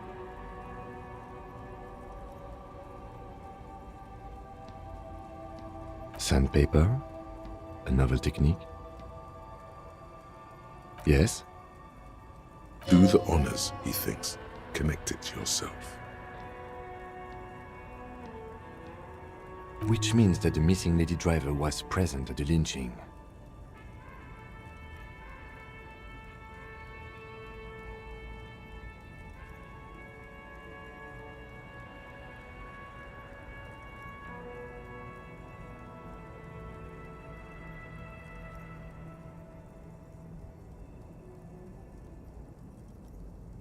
Looks like her, yes. Now we know for certain who's the missing eighth person at the lynching. Do you think that Hardy and his boys could also be involved in the drug operation?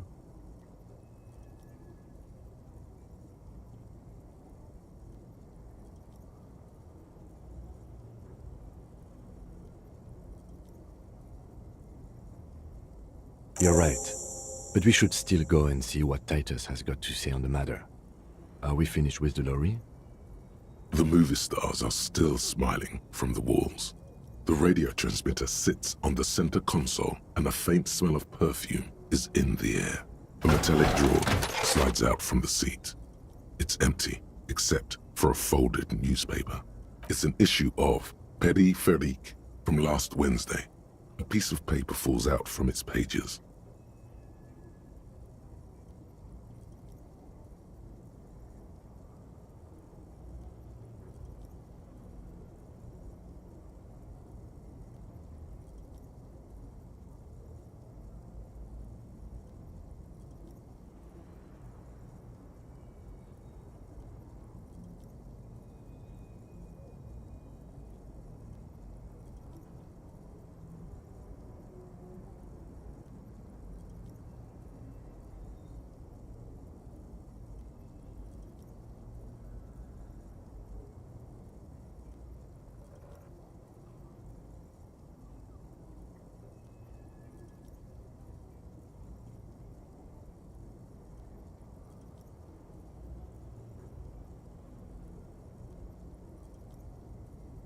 It looks like an article ripped out from a radio enthusiast magazine. Complex mathematical equations explain the basics of something called the ELYSIUM frequency system. The ELYSIUM frequency system? I've never heard of that before. I know of FM, AM, UKV, but... The pull-out toolbox slides back into its nest. The rest is as it was. Posters, a radio, dust on the windows. Voila, a stack of neatly folded papers has been stashed behind the seating fabric. You see 3 maps depicting a large metropolitan area. It's Revachol. Some of its routes and highways have been outlined with a pen.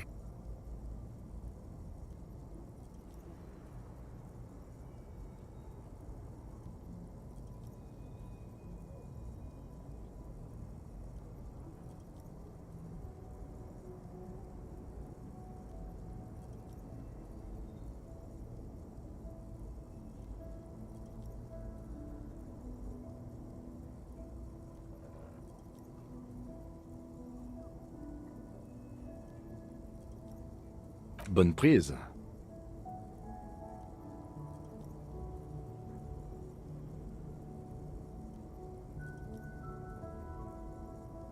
This large map displays the elevated motorway called 881. The intake leading to Martinez is marked with a blue X. There's another X on the off-ramp at a place called the Old South. Toll booths at the intakes are marked with a circle. It looks like there are scant few ways of getting onto the elevated motorway that runs over Jamrock, and this person knows them all.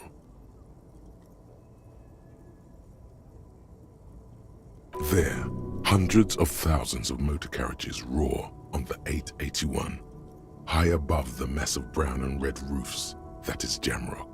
The commuters don't even look down. The world ceases to exist outside the windshield.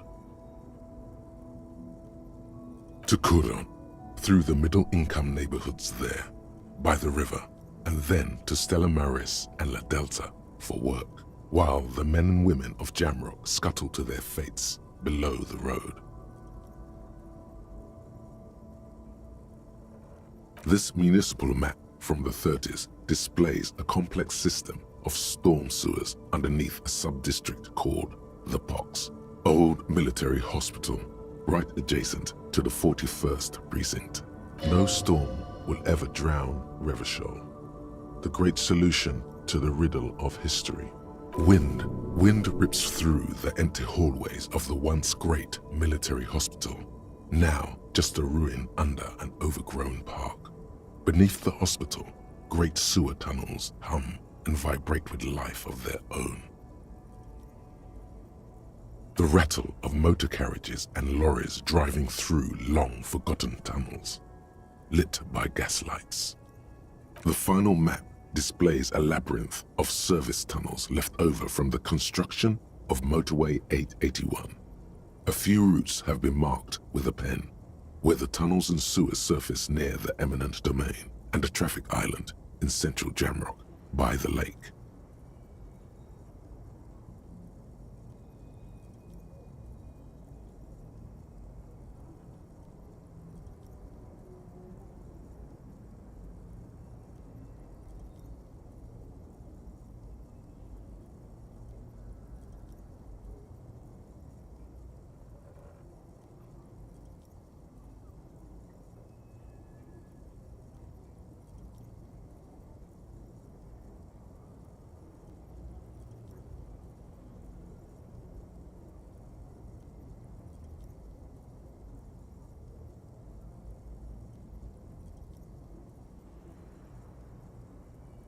These service tunnels were probably used during the construction of the foundation beneath the motorway. Looks like the smugglers have infiltrated the road network belonging to East Motor Tract. So it would seem. The RCM patrols most of these auxiliary roads, though apparently not all of them. Hard to say. This distribution network looks certainly large, yet still vague enough. It doesn't reveal much about the Besmerti behind it. The Besmerti is a Revacholian crime syndicate. They see themselves as the inheritors of the 14 Revacholian Indo-tribes, but really they're just violent gangs vying for control on the west side of Revachol. With cool names like La Puta Madre and Aura Masta, it's a dark parody. It's definitely not the Union. They just do some logistics. This operation has spread everywhere in Jamrock. If it's that widespread, then Madre remains the most likely suspect. Here's bad news. There have been attempts at a serious investigation before, but they haven't ended well for those involved. Lieutenant Kitsuragi is a brave man for saying Madre's name without the winces and whispers that usually accompany it. Best not to disturb the scene. I'll have forensics go over the lorry and pick this up later. The stack of maps looks just like before, barely noticeable. The movie stars look silently by, and the pull-out toolbox has a rubber handle, worn from years of use. Looks like the frequency dial is absent. It requires a key to work, but the key has been removed, likely by the missing lady driver. Strange. There are so many radio stations saved here. Must be over 100 at least. It has to be an advanced model to fit so many frequencies next to each other without blending them together. For contacting an entire fleet of lorrymen, for example. This is all shortwave, UW and UKV. Looks like we are dealing with an impressive organizational tool. The nerve center of a huge operation, with quite a range too. A 20-kilometer radius at least, perhaps extended by an attachable antenna that's not here right now. Doesn't look like it. It's completely inoperable without the dial key. The ghostly actresses, and the rusty toolbox under the driver's seat, and the oddly bulging seat cover. He closed the rusty old lorry door. Great. I think we got everything. A word, detective? Before we return to Joyce?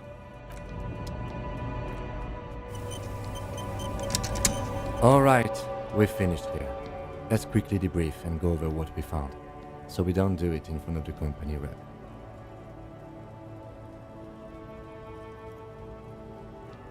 Honestly, I'm quite worried by what we've seen so far.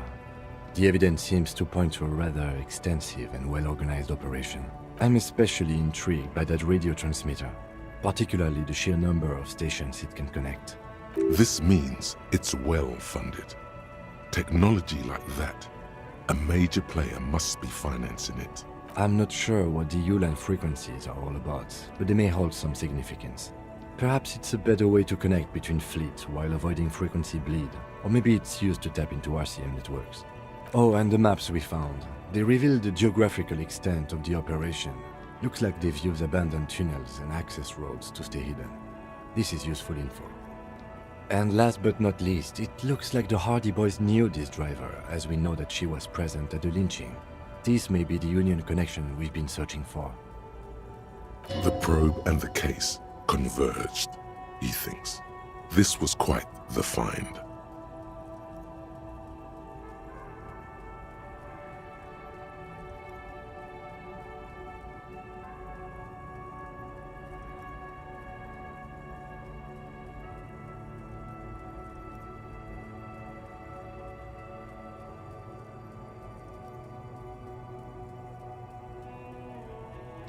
Like Joyce told us, yes, logistically. But don't expect to bust this open during our stay here. At best, this is an angle we can use against them to other ends as extra ammunition. Meaning, someone as slippery as Everard won't be caught by a couple of cops and some stuff they found in some cabin. As elegant as they are, I don't think they are relevant to the drug trade.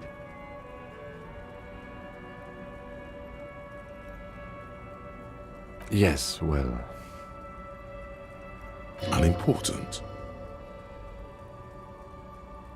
As elegant as they are, I don't think they are relevant to the drug trade. Yes. Unimportant.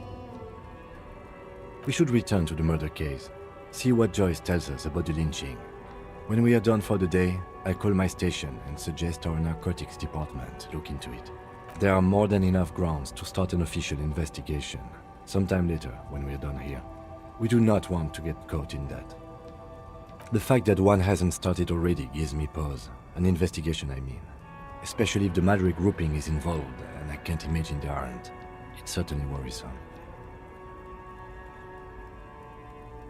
All the same, I don't like the idea of internal affairs descending on the matter. That won't help anyone either. Debrief over. After you.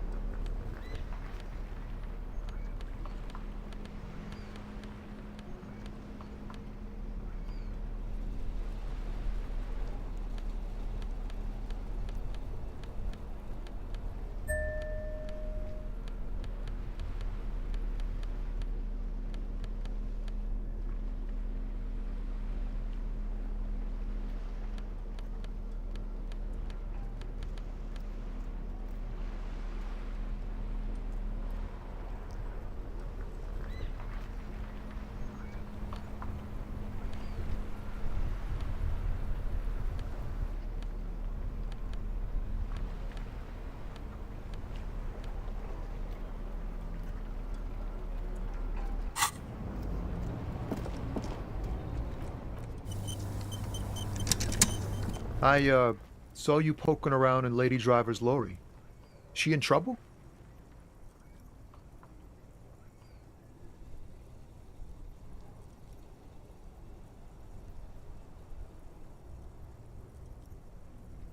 Still better than me, I guess. Told you there's plenty of others who'd tell on her. But, is she in trouble?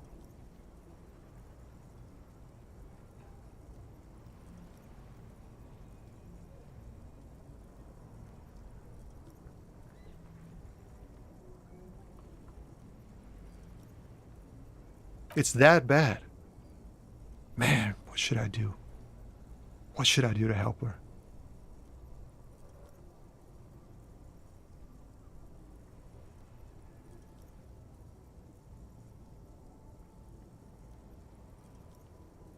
Yeah, maybe I should just keep my head down and work on my rhymes while I can.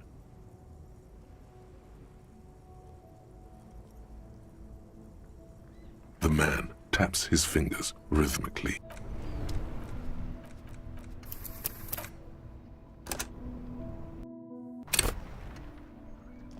I saw you poking around in Lady Driver. Still better than me, I guess.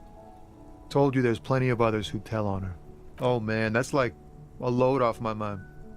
All that stress was messing up my rhymes. Oh, you know. Tommy Leham's gonna be a musician. Sprechgesang, but with beats. I've got a lot of free time on the road to hone my craft. The correct grammar is Tommy Lahom.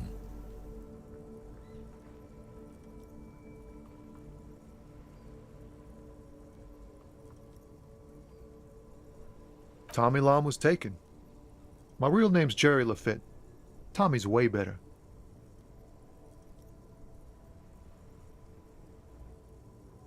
It's more him.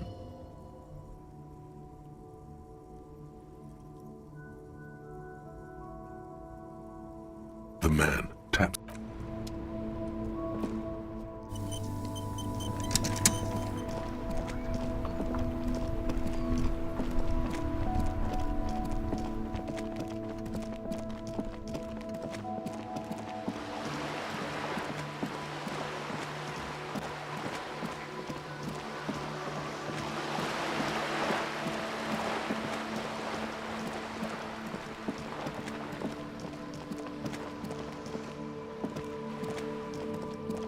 Hello again, officers. Have you come to admire my mural?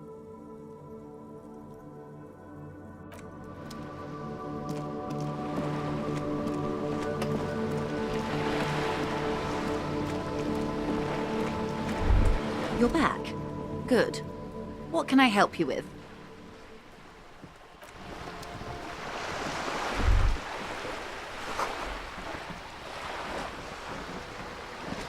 You're back. Good.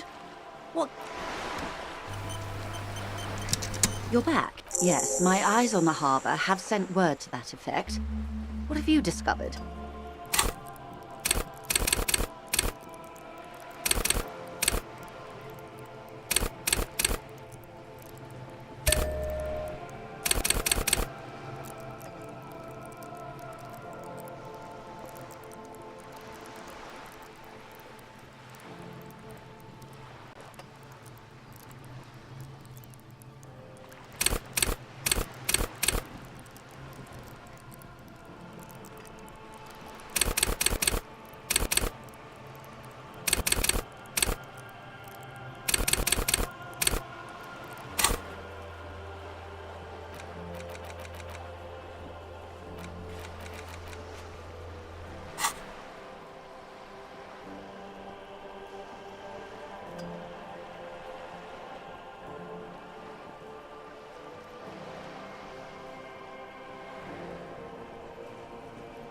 It doesn't really matter, and I do apologize for the surveillance.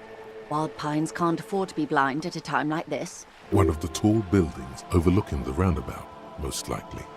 That would give them a read on the entire quarter. In any case, it's a relief to know someone has looked into it. If I may ask, will there be an official investigation? I assume you discovered there is an operation. The lieutenant is about to interject. Cut him off. This decision should be yours. If there is an investigation, it will be part of an ongoing operation, subject to confidentiality. I am sure you understand. Of course, detectives. In any case, you've held up your end of our arrangement. I trust you with the rest. Now it's my turn. I wouldn't normally break protocol like this, but the situation demands it. If you don't solve this murder, I'm afraid we may have a bloodbath on our hands. The words bloodbath sound cold in her mouth. They taste of iron and strawberries.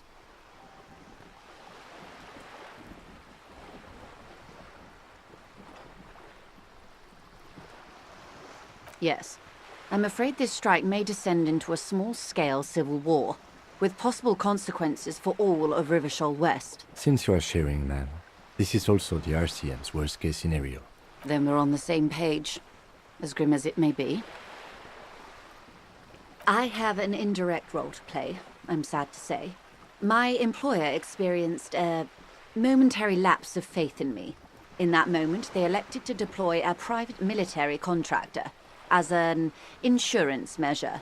They called it my security detail.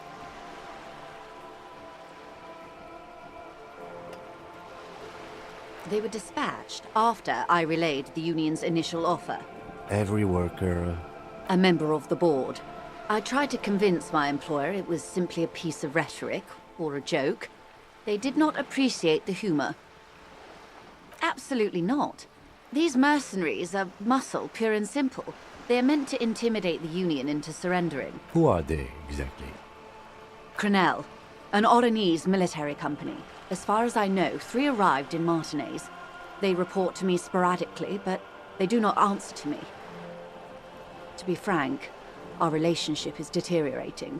They wear ceramic armor, have semi-automatic weapons, and years of combat experience. They also have trauma and stressor disorder, and no idea how to conduct themselves in an urban civilian environment. So, what happened?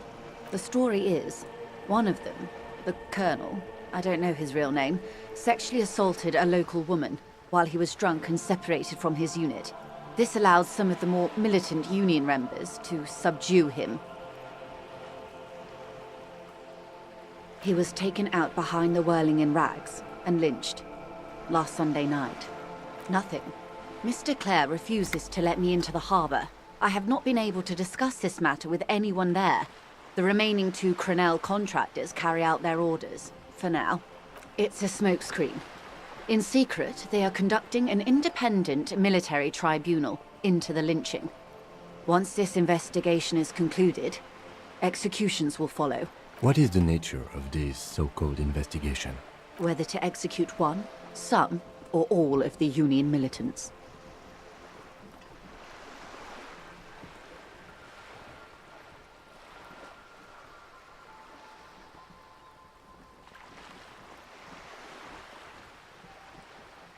It was the Union who strung him from that tree. My hope is that you provide a single concrete suspect before Crenel indiscriminately pick theirs. Simply put, if you don't pin this on someone good, and do it fast, they will identify and execute everyone present at the lynching. This in turn will force the Union to respond.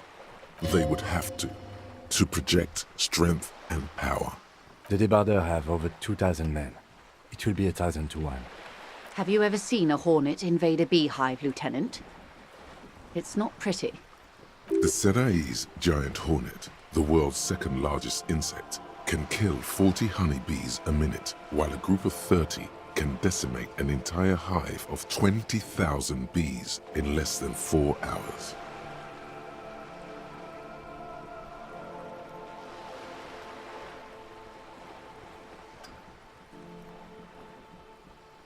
These men work in tandem using semi- and fully automatic firearms. Their armor is virtually impenetrable to muzzle-loaded weapons, even yours. Most Union workers don't have guns at all. The muzzle loaders need to be reloaded after every 1 or 2 shots. The automatics every 1 or 2 minutes. As I said, a bloodbath.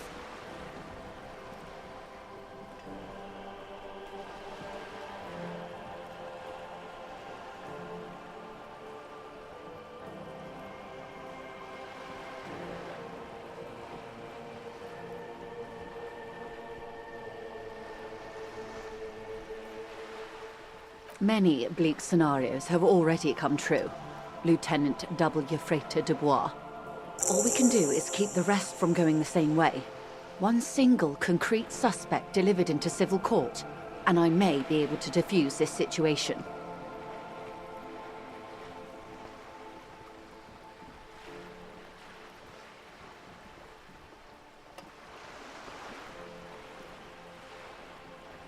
Not much. Their public resume is relatively good, as far as private military contractors go. I believe they were once called Downwell. Down a deep, black well. They boast a long list of clients. Saint-Baptiste, Welchman Lorenz, Eintracht. A warning sign, however. The operations concerned all take place in third or fourth world countries. Guarding facilities, escort missions and such. Meaning they're used to operating in war zones. Yes.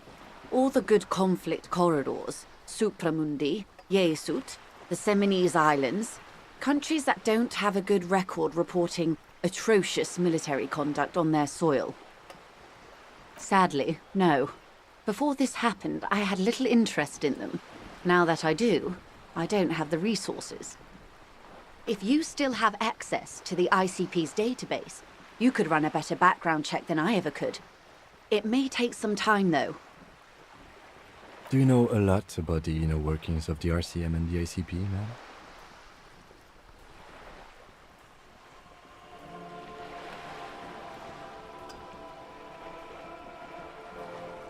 In my line of work, it pays to do your research.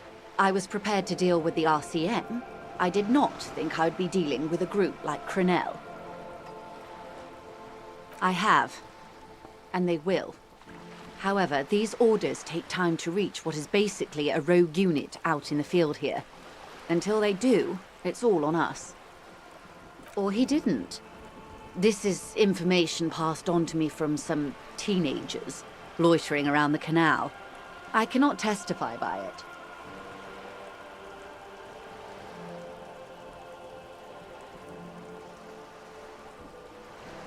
The remaining contractors, their tribunal, it's what they believe. That the man was killed because he assaulted a local woman. I've asked around a bit. This seems to be the accepted story around Martinez. The lieutenant consults his notebook, his eyebrows knitted in concentration.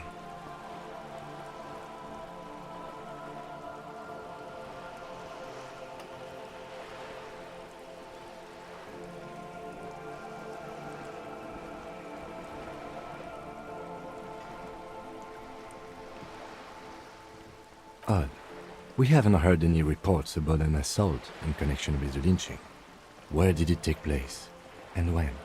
Last Sunday night, at the Whirling in Rags, the hostel by the gates. Supposedly, the colonel was drunk, maybe on narcotics too. Either way, he's alleged to have sexually assaulted a woman. So that's a good question, officer. I don't have the slightest idea. As I said, it's a rumor about a rumor. In any case, it's what the colonel's remaining colleagues believe. You'll meet her soon enough, you feel. If you mean did I see him alive, yes. But I did not know him. Lely, his service name, a nom de guerre, most likely. He wouldn't divulge his full name. Only one of them did. A bad sign if there ever was one.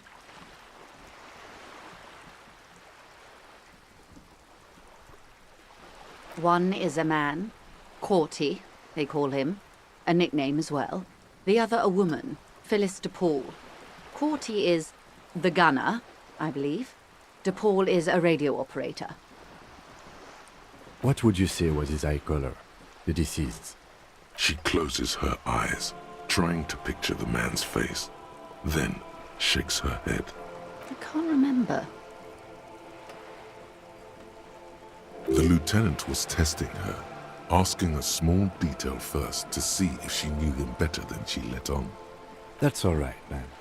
Anything else? Nationality? What would you say was his age? He was 40.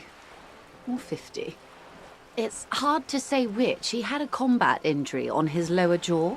It made it difficult to estimate his age, or gauge his facial expressions.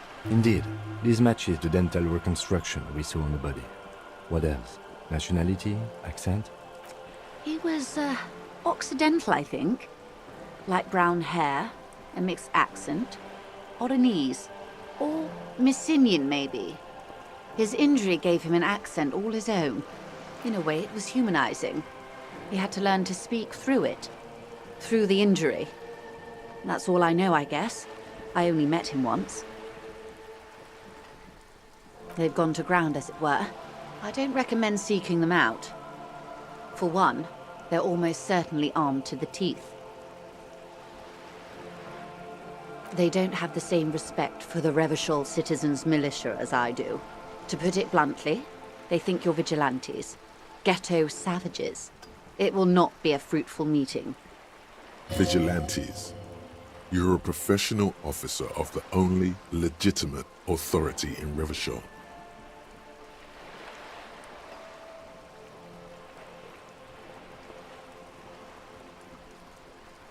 You're likely to run into them eventually. When that happens, I'll be in a better position to mediate if I don't appear involved.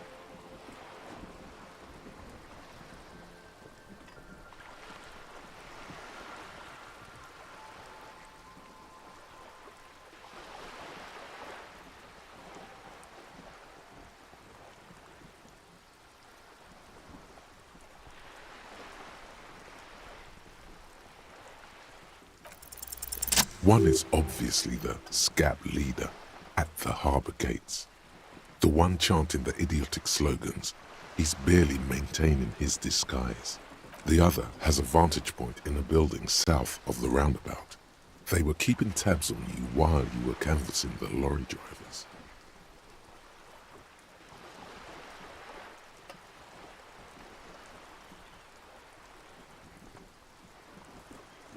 That may be so. I still hope you heed my advice. There's no need to kick the hornet's nest. For all your talk of averting this catastrophe, the situation at the gate is a powder keg. Does this not bother you? Of course it bothers me, Lieutenant. But my hands are tied.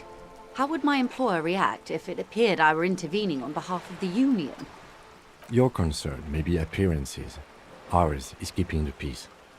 That would afford a good vantage point. In any case, it's practically inaccessible. Where is your radio for contacting them, if I may ask? Do you have an earpiece? Heavens no. I'm not an undercover agent. There's a shortwave at the ship's wheel. I hope I can answer it better. Until the executions start? Truthfully, I don't know. It depends on their progress identifying the members of the lynch mob, and their impatience. They don't report their progress to you? Not on this matter. I'm afraid they consider this a personal initiative. 5 days, not more, maybe sooner. It's a matter of days, not weeks. I am sorry to have been the bearer of bad news. If there is anything else I can help you with, please ask. Of course. Excuse my hesitation before. For about half a minute, in silence. It was taken with a trigette not long ago. This is the man's upper body. There were no more markings on his hands or legs.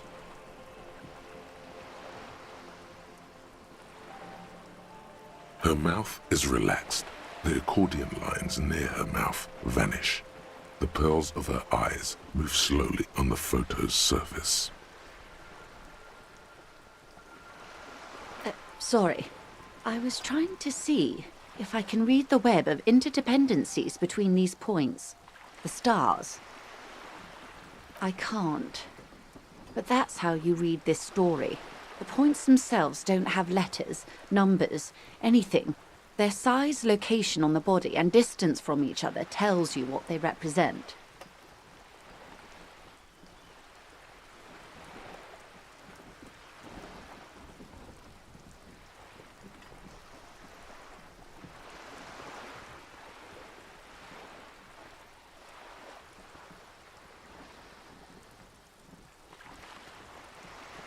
Close. Port cities. This is an Oronese map of the waterways, a sailor's tattoo worn by wayfarers of the Dolorian century. Over 300 years ago, the sailors would mark their bodies to map their travels.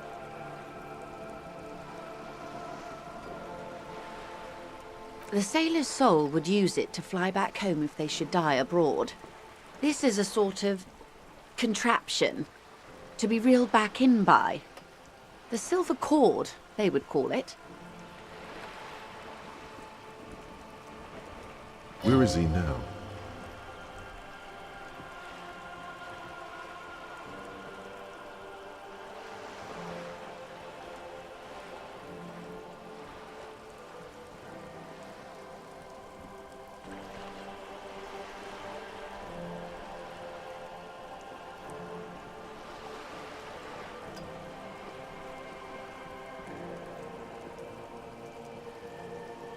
I would say he's near the Arcade Islands by now, ready to exit the Insulindian and into the Pale, if I've read his home address correctly. Quite a few. Vredefort, the Oronese capital, traditionally stands on the right shoulder. He started somewhere near here, I think.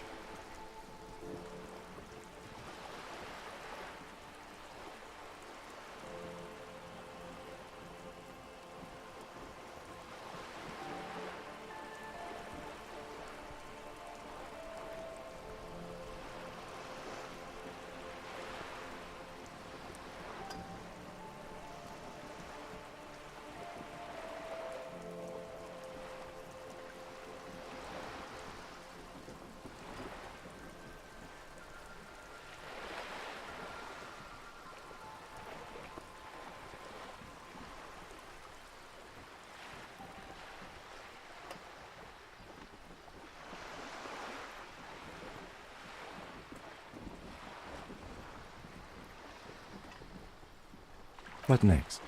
Then he made his way to the Pretto Grande, through what I think must be the Stutz Canal, an artificial channel through the Occident. From the Pretto, he sailed to the Insulindic Ocean, first the Semines Islands, then this. Revachol. Those are the two constants. Vredefort on the shoulder, and Revachol in the heart. They started the tradition of these maps right after the discovery of Insulinde, at the dawn of the Interinsulary Age. The old world passing by, and the new world already here.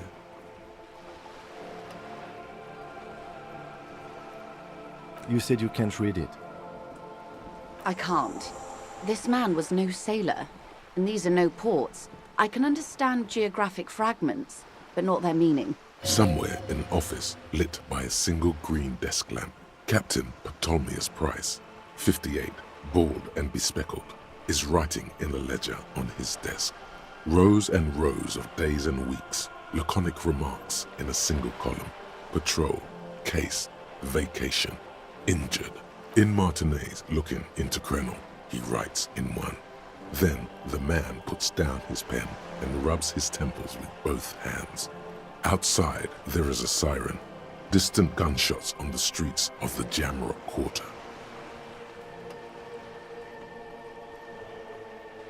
That makes sense to me. We have no more use for a map of the waterways, just like we don't need sailors the way we used to. This is what the custom would morph into on the Occident. Mercenary tattoos. For all the boys looking for adventure, a blood spatter on the seas. His platoon members? The other contractors. Though I do not suggest you go and show them that picture. This man was their friend and comrade. Surely there are other people to ask about the tattoo. This is not necessary to complete the task, officer. It's a dangerous side task. Search elsewhere.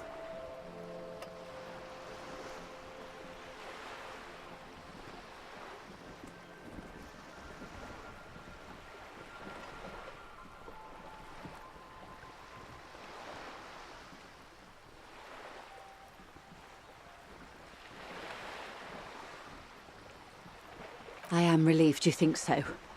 I don't think deciphering that tattoo should come before public security. Is there anything else I can help you with?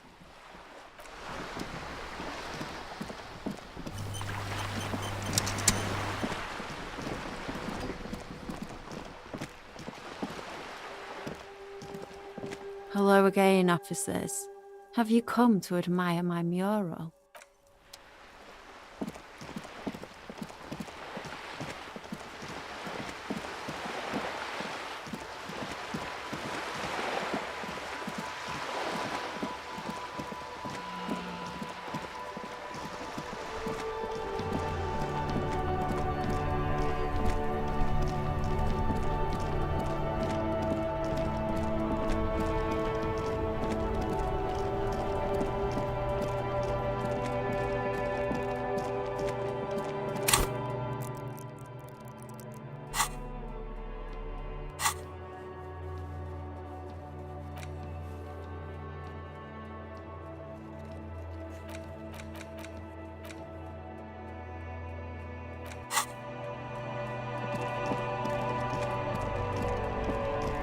Everything's still cool here, officer.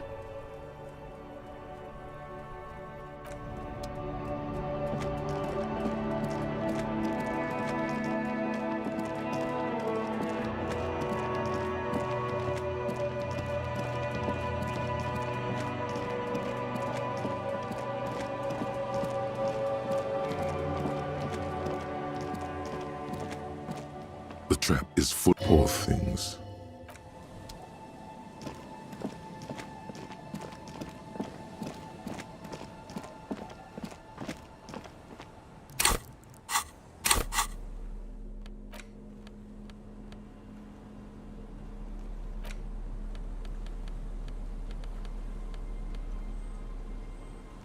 And intricate the pattern still kind of.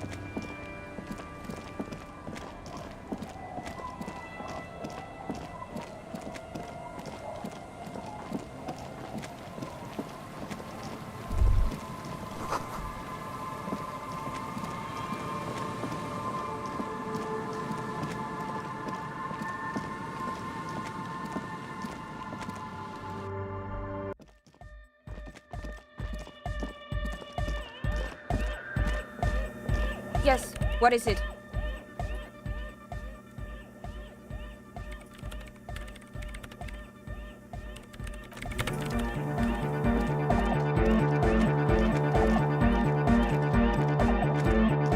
Hardcore.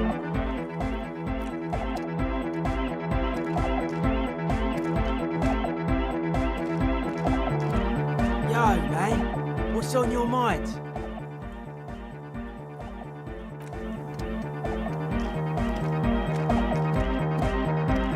Good morning! Yeah! Hardcore!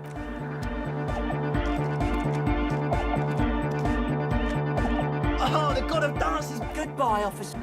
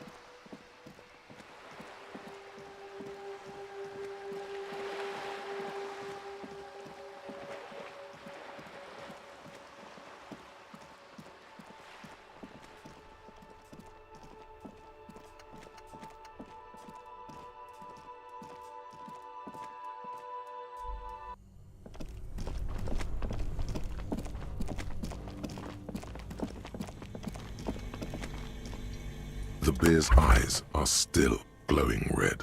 All right. I will need a little help carrying him. You take the hands, I'll take the legs.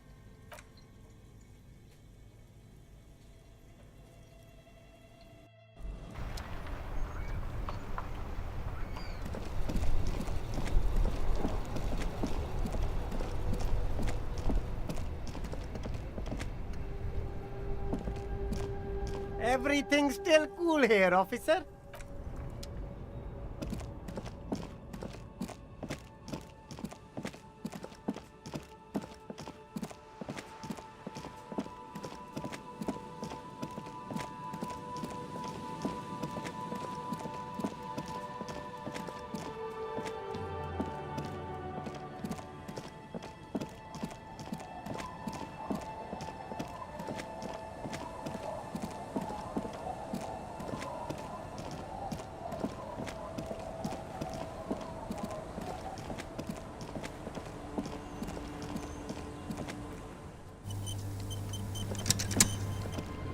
Waves are beginning to die down.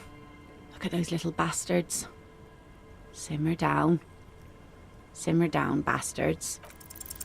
Oh yes, she does. You need to get your drink on. There is no other way for human beings to procreate. Not after 6,000 years of yeast cultivation-based mating rituals.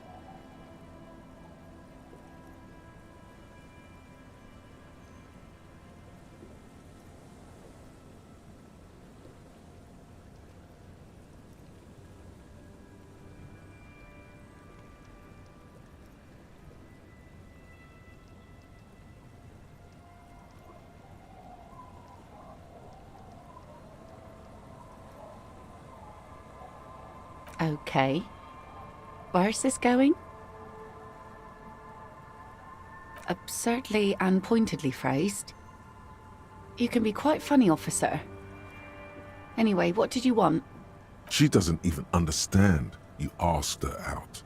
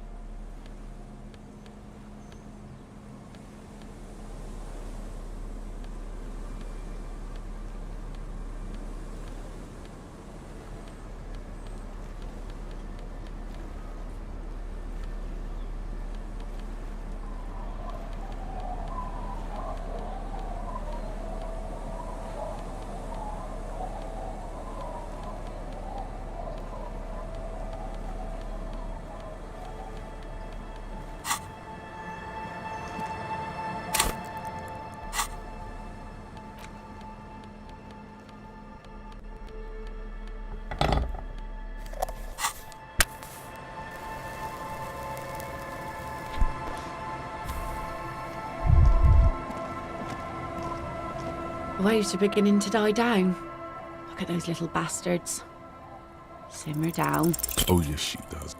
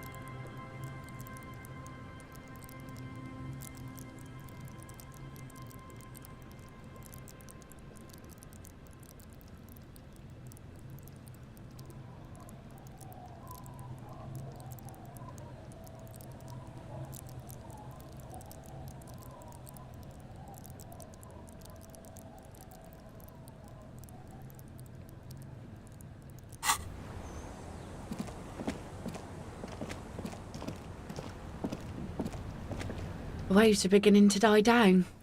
Look at those. You think she really needs more of that after a man died at sea? What if I told you it is actually possible to go on a date sober? Before recorded history, men and women were able to do simple, very primitive things together sober. Acknowledge the situation and keep it basic. I have, and I don't really.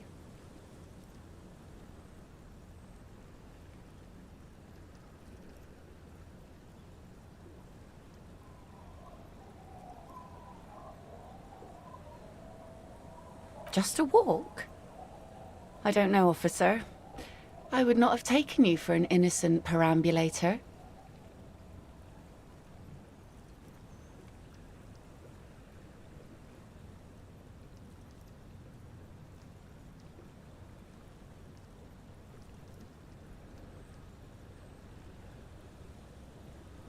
Where would this walk take us, officer?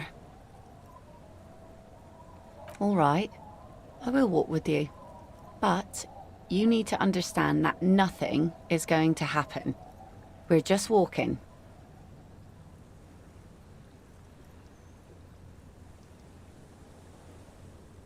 Charming. My man was like that too. Had to knock 2 of his teeth out to establish a good relationship dynamic. I'll see you at Land's End in, let's say, 15 minutes. She doesn't wait for an answer. You better get ready.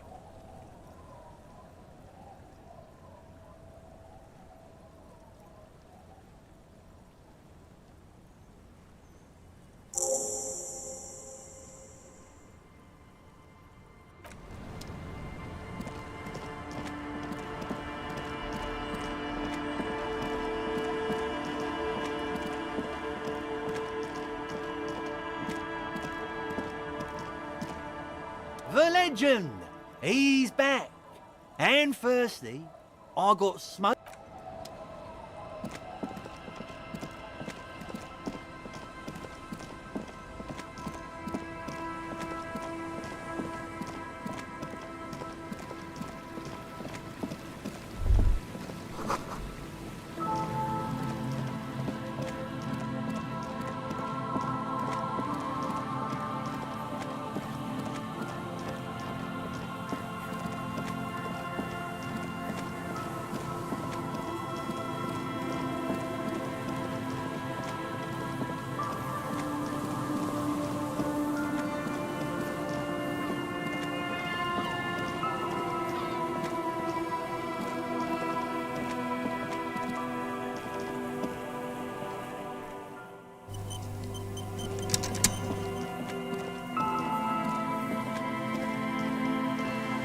The woman gazes steadily at the waves. A sudden gust picks up her dark hair and lets it fall again, tousled, wild. She brushes a few stray locks from her eyes, and only then spots you approaching.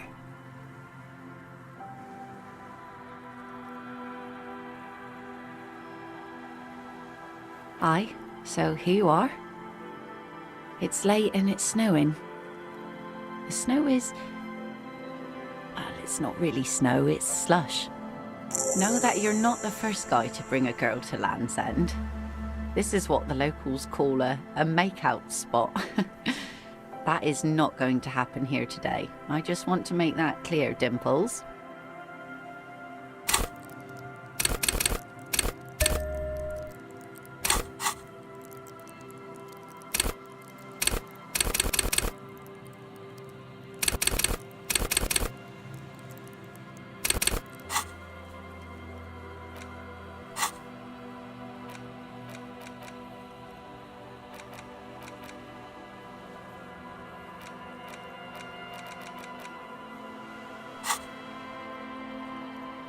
Across the rusty water, that's La Delta, the financial district.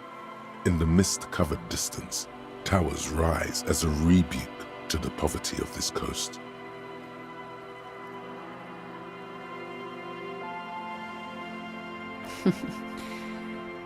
Drinking men aren't known for keeping their appointments.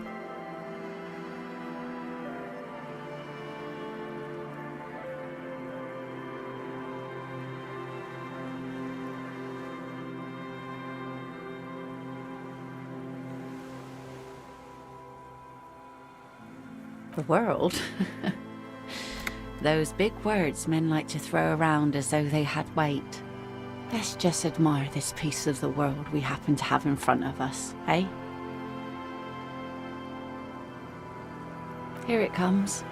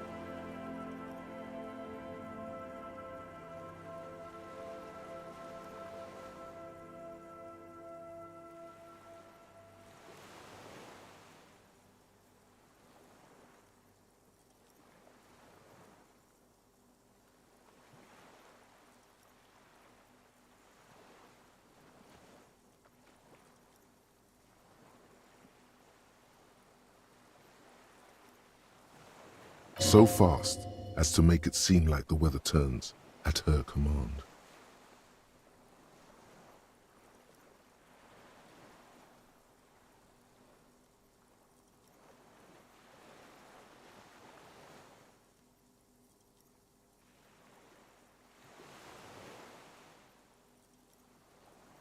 Me? No, no, no. Just grew up on the sea. Know which way the wind's blowing and all. Knew the weather'd clear up once we got here. Otherwise, it would have been a less pleasant stroll, nay? You should say something. Anything. Maybe the tequila sunset thing.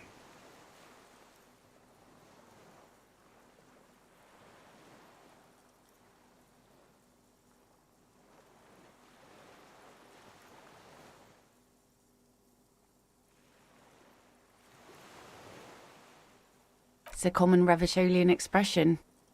Means drinking yourself to death. So, are you going to keep the name?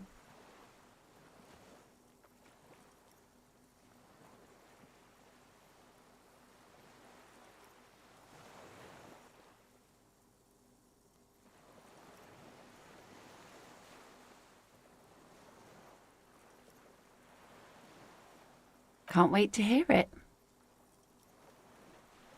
The remains of the dying sun are reflected in the waves and the skyscrapers rising across the bay. Your mind clears for a moment as your senses take it all in.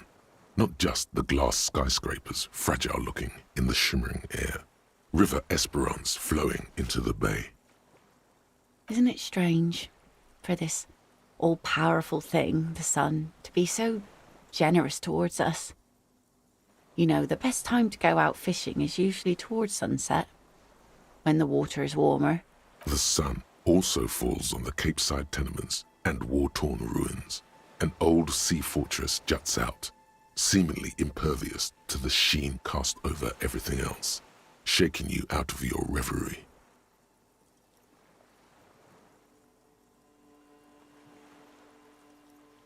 The sun does little for the dead, and those hopelessly lost in their own minds. Or people living in desert climates with sparse vegetation and little drinking water.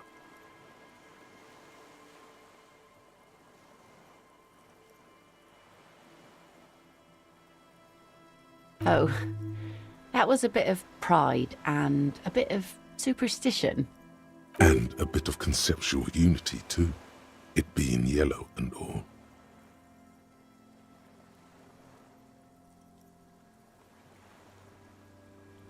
There's salt in the air, and the cries of the gulls and the skuas, grit of the sand and the green glint of broken bottles.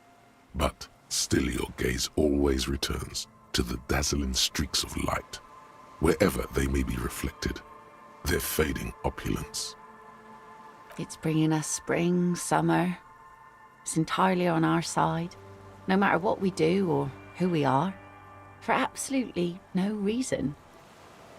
It's unlike no other powerful being, certainly no powerful organization or government.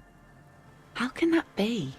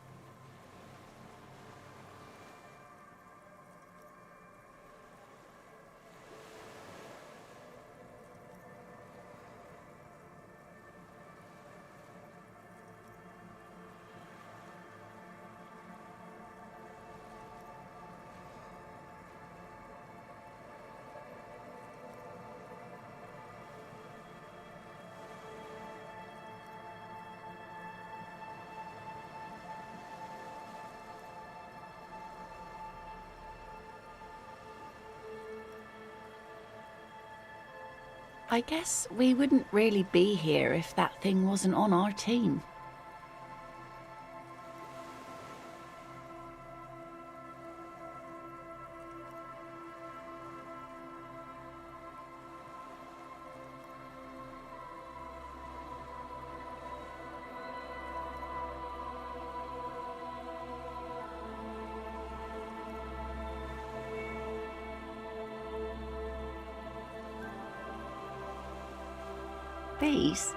These aren't real fishhooks, silly.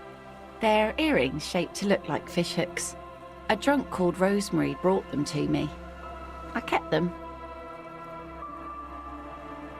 She's right. They're made mostly of plastic. A cheap novelty gift you can buy from a flower shop or a kiosk. The wind ruffles her hair as she looks at the... Thank you. I'm half Ubi. My mother was from Ubi Sunt. Not a lot of sun there, I hear, though I've never been. The wind ruffles her hair as she looks at the setting sun.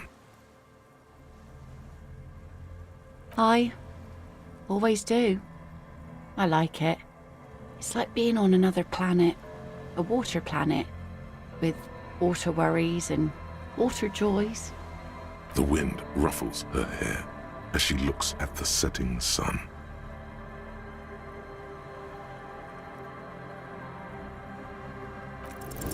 Say what? Something interesting? Impossible.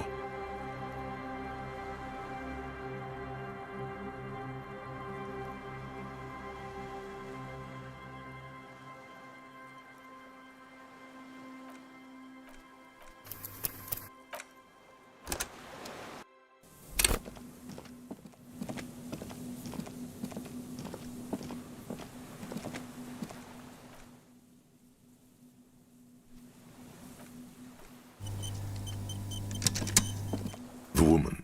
I know that you're not the first guy to bring a girl to Land's End. This is what the locals call a make-out spot. That is not going to happen here today. I just want to make that clear, Dimples.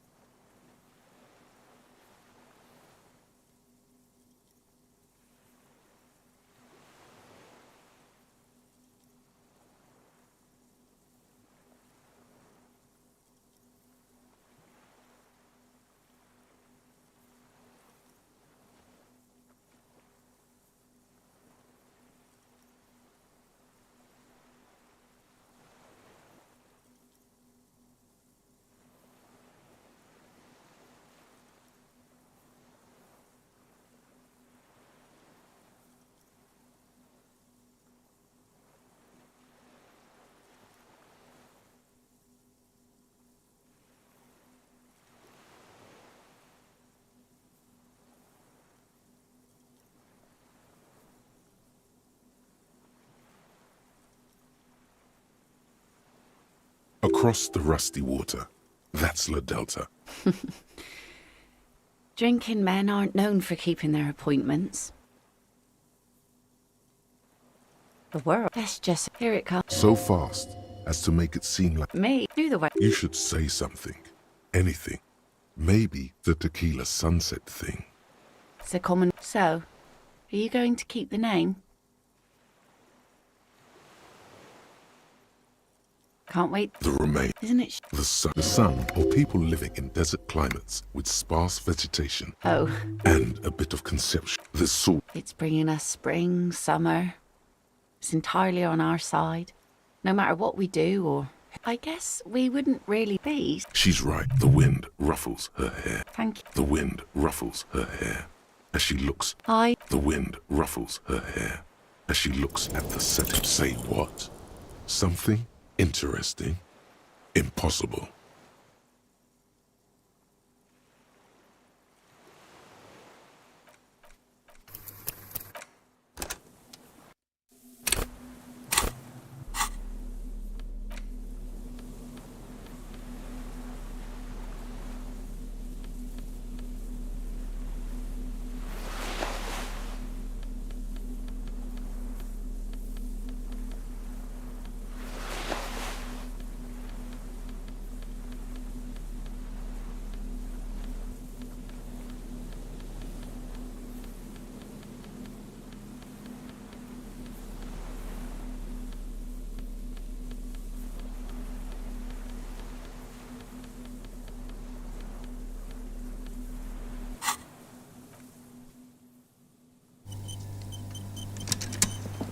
The woman. I know that... Her thoughts across the rusty...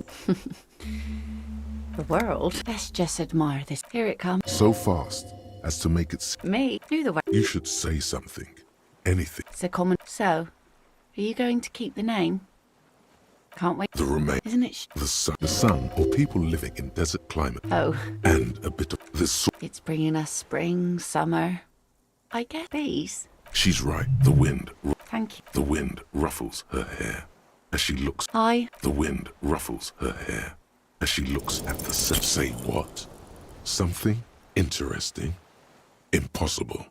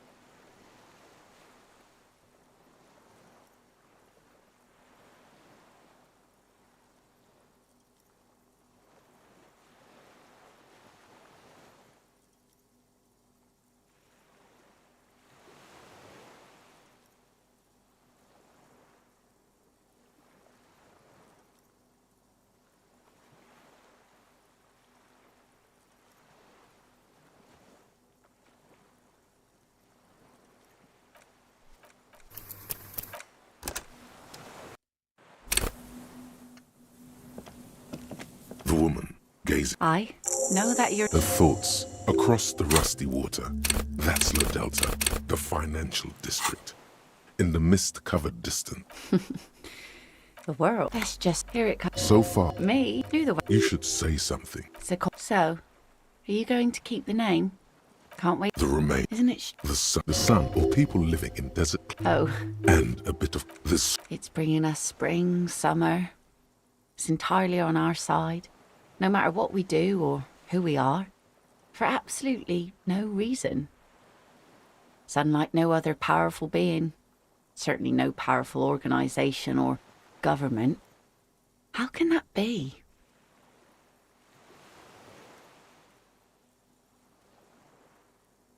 I guess we wouldn't really be these. She's right.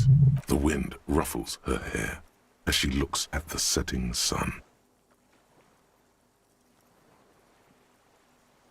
Thank you. The wind ruffles her hair as she looks at the setting sun. Hi. The wind ruffles her hair as she looks at the setting sun.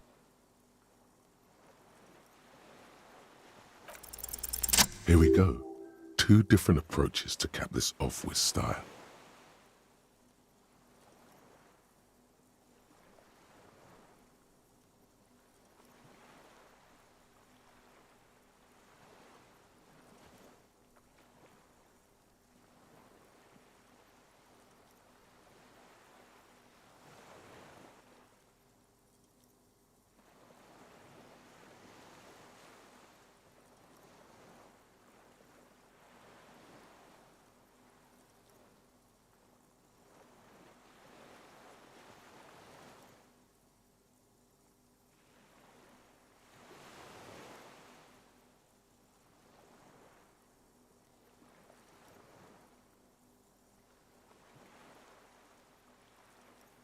Hi. And a benevolent one. When did you last have one of those on your side?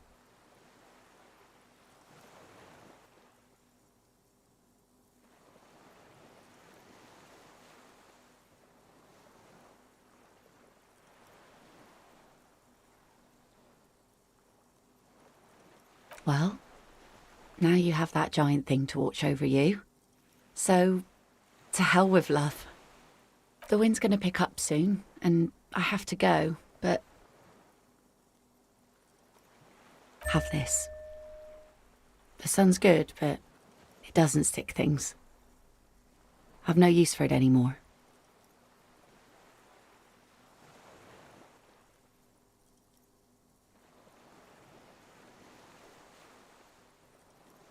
No. Men around here are too drunk to pose a threat to me. Doubt it. But thank you for the company. This is as far as it goes with her. You'd need to put a year between you and your last drink for anything more.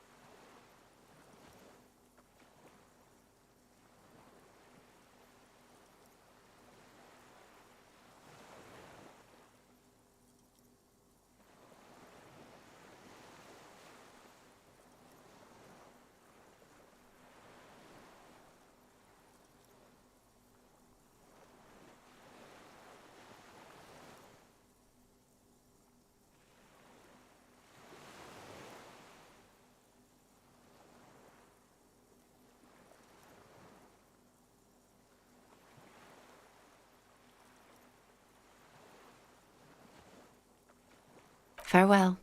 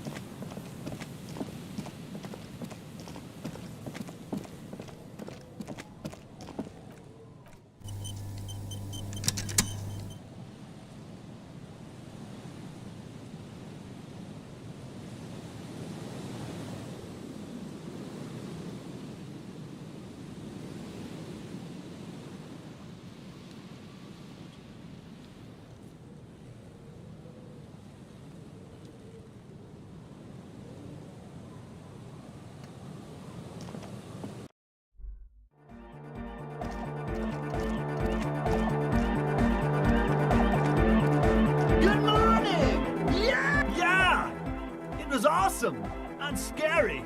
Very hardcore. Too hardcore, in fact. I couldn't control it at all. It sucks up all the air in the mix until it's the only thing left. Starts compressing itself and everything around it. Completely fills up the headspace. Extreme! Inside your chest, the heart beats still with the after effects of the sound. Imagine if you could harness that power, making it pulse. Oh! I don't know. Maybe someone can do something with this. I imagine this is the sounds that the future could make.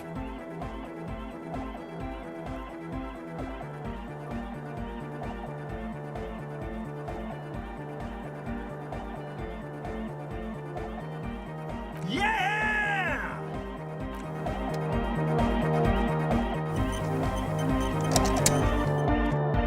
Yo, man. What's your dead body? Spirit entered. What is there to talk of? Sure.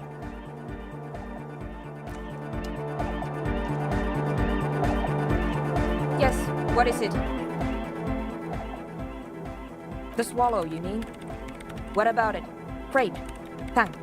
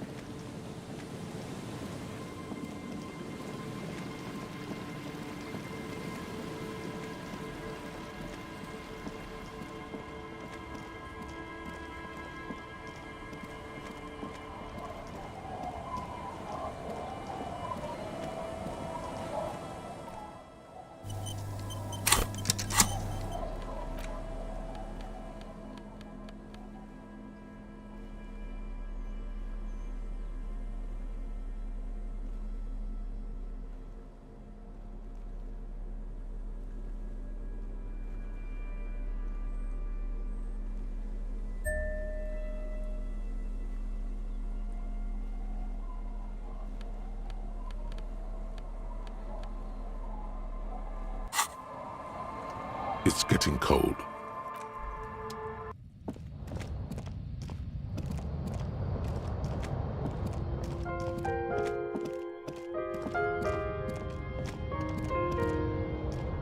An old mirror hangs on the wall.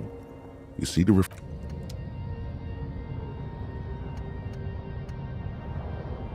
The bed is comforting, if the bed underneath you is soft, if lumpy.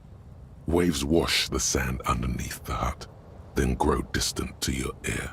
In the quiet hum of the organic heater, you fall asleep.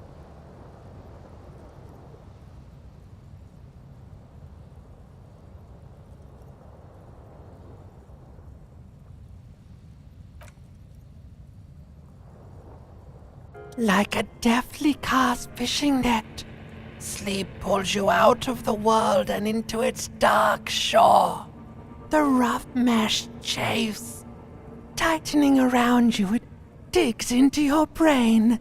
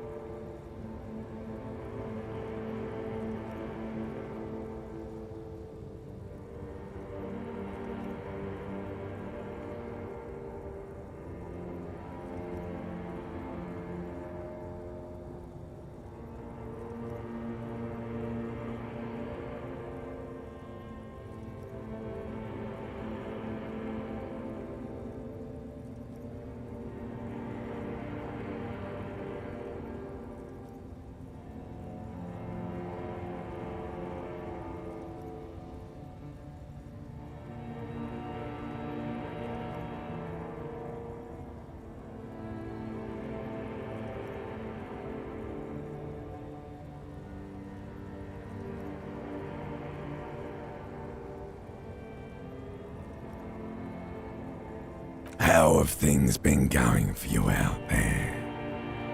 Helped anyone lately?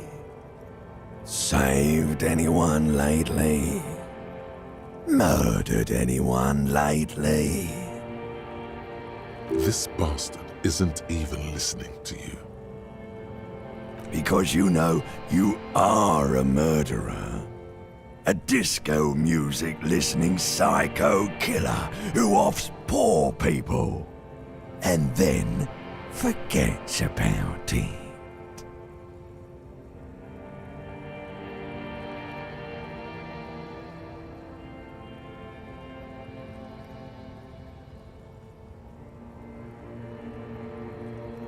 Hear that?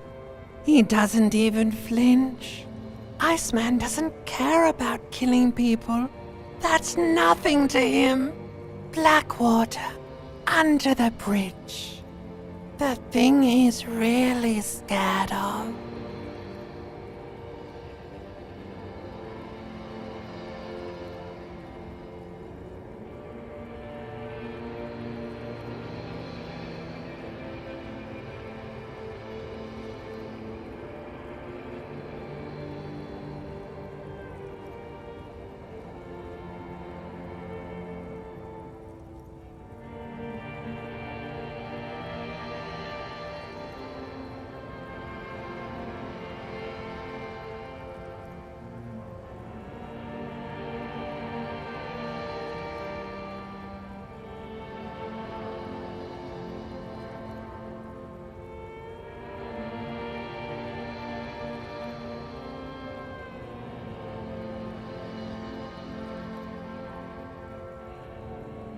Is much, much worse than that.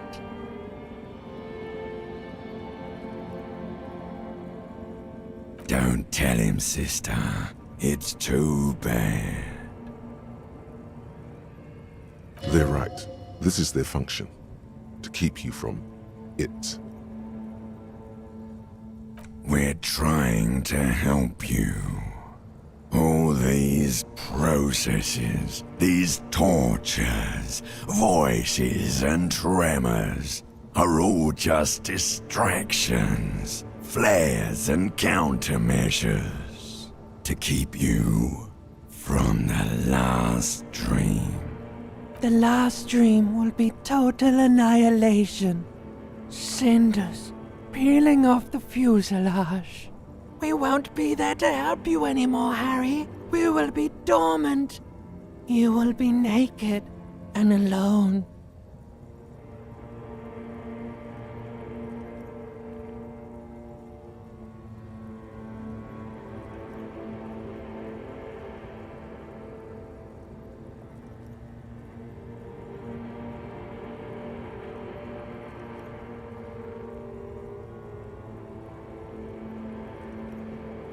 Of hell.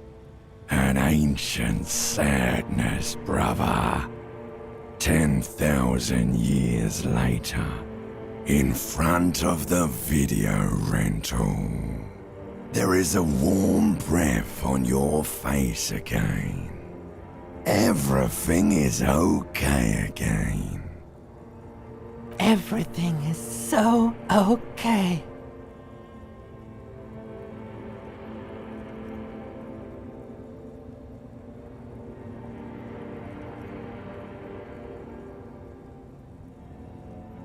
Your eyelids flutter open for a moment.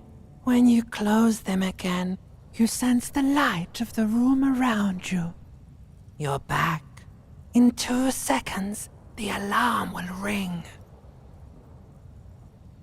The last thought in your head before waking is, maybe you shouldn't have seen that stained glass window in the church.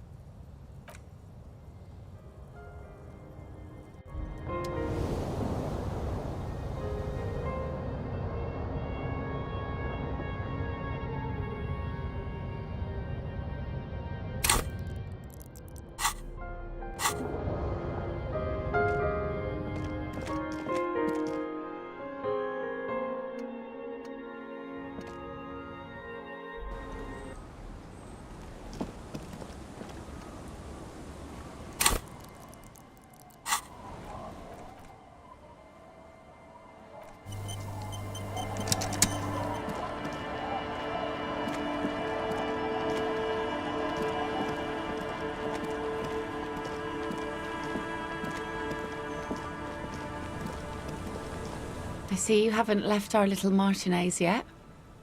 Still running around. Like some kind of cross-country law official.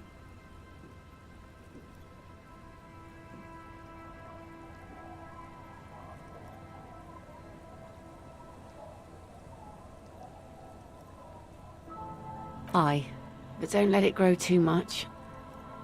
This is not the place to settle down. Now, what's on your mind, officer?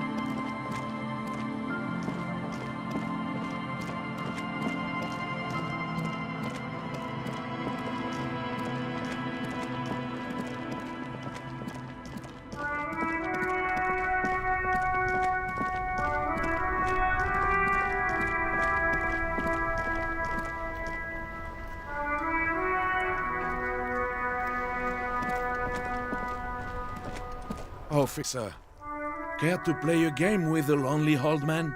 Actually, never mind. Wouldn't be the same. The prick is gone. I can barely believe it. But he's really gone. Hell, most likely. He was an absolute cunt. His hungry little heart finally gave out. The dock workers found him in the guard booth this morning. Wasn't even supposed to be working for another week, but he just had to prove how tough he is.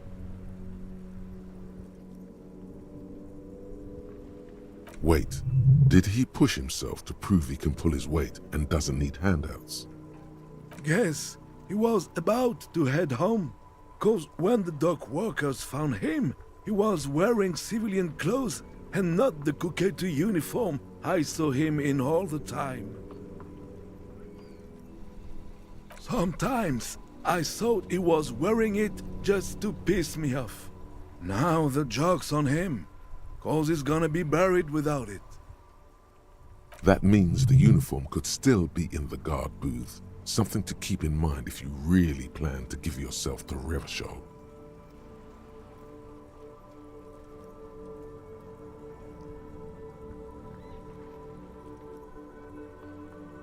No, René was the most stubborn man in Revachol. Nothing you or I could say would ever push him to do anything. The man was completely immovable. He has doubts, but right now, he just wants to move on and not think about it. I repeat, an absolute cunt. Even his old army buddies didn't want him around. He was like an old viper. The only people who could stand to be around him were Jenny and me. She saw something in him when we were just kids and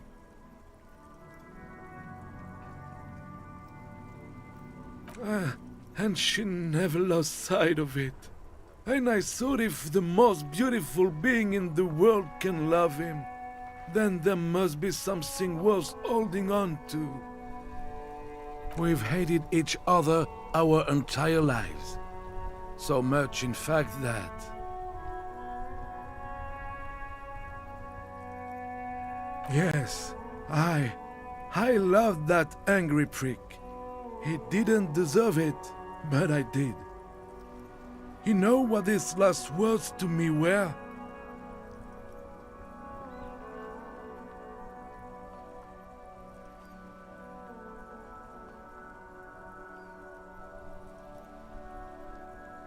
In Guillaume's time, you'd have been shot without trial. That's what he said to me. He lived a cunt, and he died a cunt. Let's leave it at that.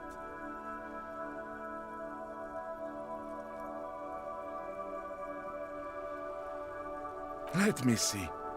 This was 60 years ago. We all went to that parade. Young René looked so happy, and Jenny... I'm sorry, officer. I just... Thank you. Thank you for this little memorabilia. It really means the world to me. That was nice. A small thing for us, but invaluable to him. He probably didn't even know René had the photo.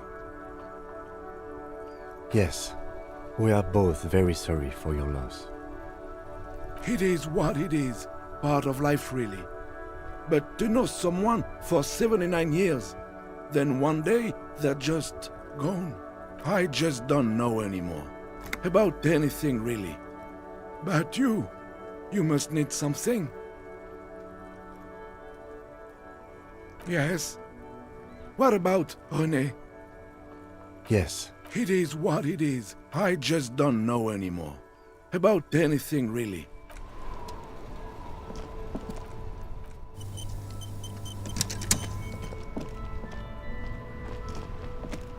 Inside, you see a set of steering levers, a radio microphone. This is Precinct 57.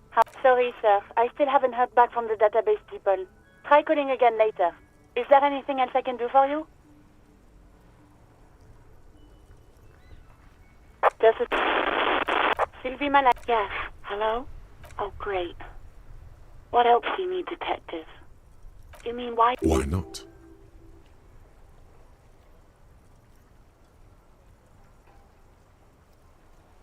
Maybe, I don't know. I just know I... You hear Anything else I can help you with, officer? 50... in the cabin. This is Precinct 57. 57. In the cabin, you see...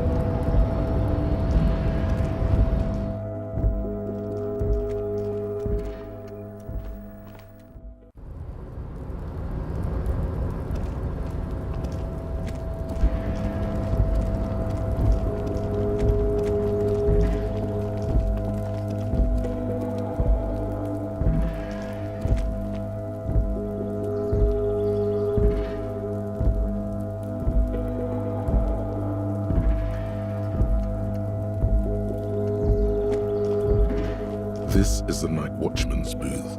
The name on the door reads, René Arnaud. René left his uniform neatly folded on the table.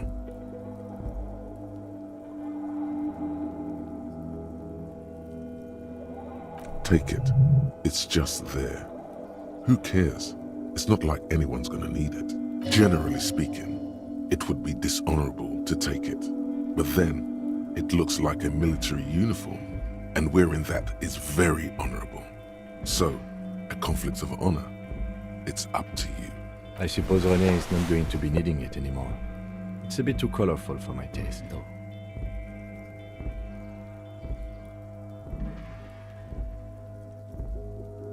Fantastic. Try not to wear it with other similarly colorful clothes, okay?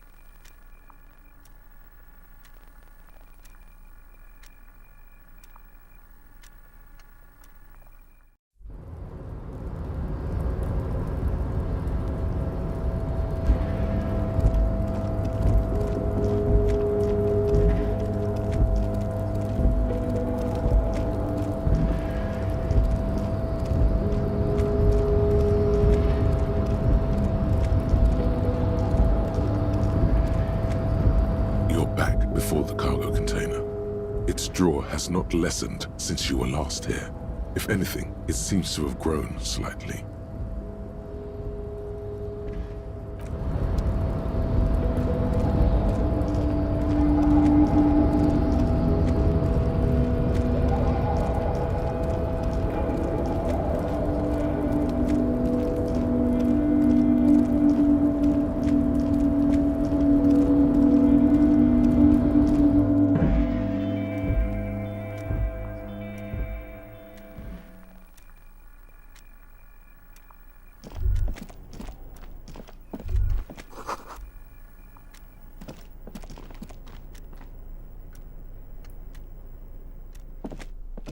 The file cabinet stands hundreds, and the same that you already went through. The drawer slides shut.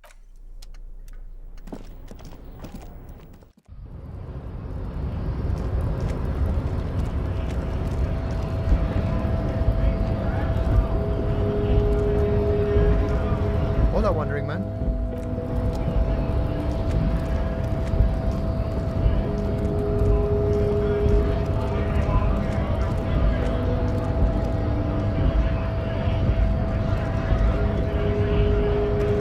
Right to work! Right to work! Shame on you!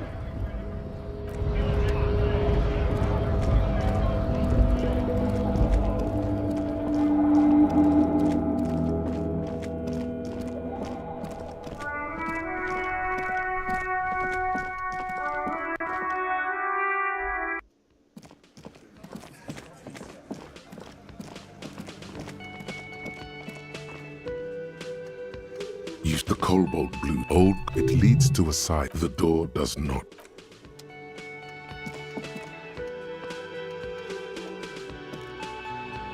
The man ponders his cooking utensils and he looks. Shrugging is an international sign.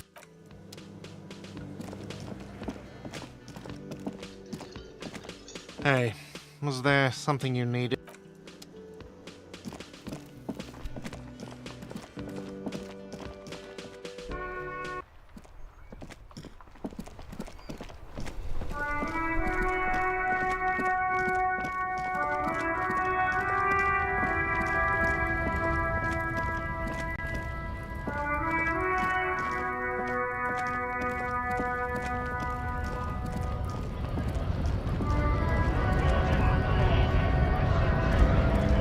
Right to work!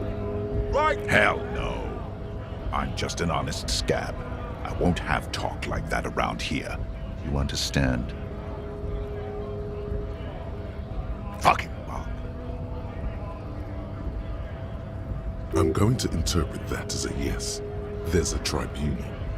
How about you fuck off now, huh? Okay, of course. There could be weapons aiming at us right now. Somewhere above, in the buildings. The other merc, the man's breathing steadies, but his eyes are still narrow. Don't think so. Suddenly, this feels like a really, really bad idea.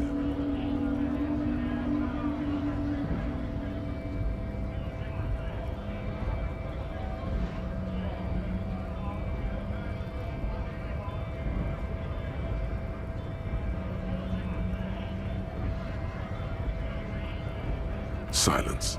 He takes the photo. Grey eyes dart back and forth on the glossy surface. You see dead flesh in colorful rivers of polychrome, melting skin and hair. Fucking loincloths. Really did him in. What it means. In what must have been Seminine.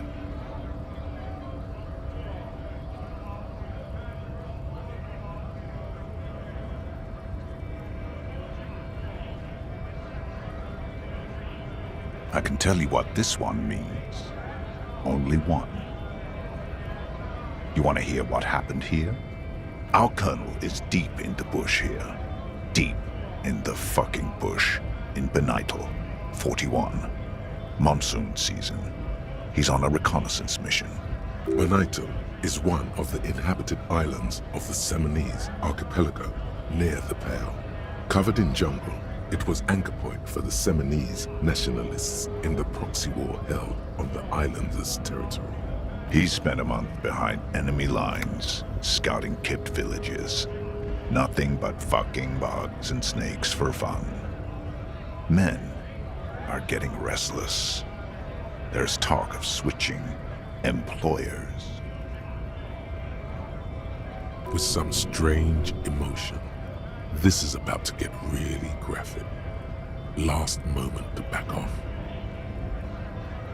Our boy, he's only a captain then, but he knows how these men think.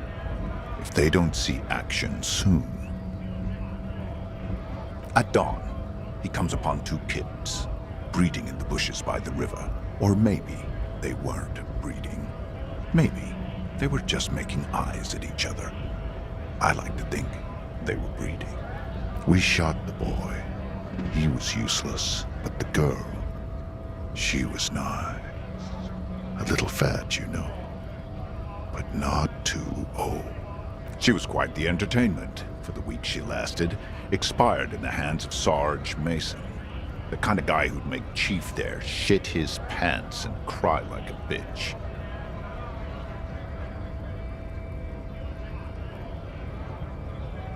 God, Mason couldn't let go. Cut the tits off her cold body and fucking ate them. Said primitive spirits were watching over him now. Drowned in a creek a week later. Spirits my ass. Something stirs in your stomach. There's a word on the tip of your tongue. Colorless, odorless. It's...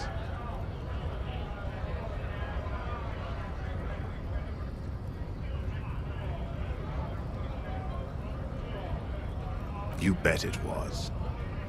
It's just nature. This guy, he used to say evil is when nature and spirit meet in the wrong place. No, I was in the domain, in Jamrock, being a bouncer. Fucking mask is getting sweaty. I want to take my mask off. But he's under orders. And orders... Go ahead. All right now. Free commerce! Keep the goods flowing! On the photo in your hands, the dead man's skin is studded with stars. Tens, hundreds of them, littering his dead skin.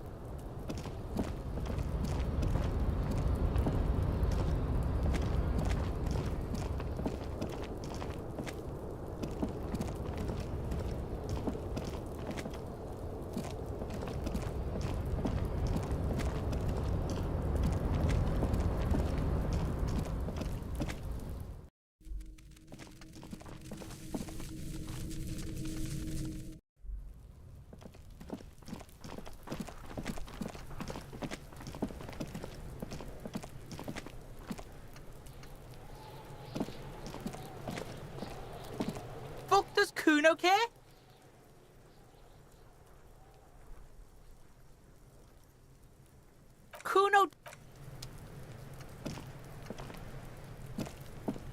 Kuno care? The fuck do you want with it?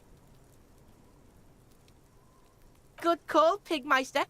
Don't come and talk to Kuno about his kingdom. Kuno.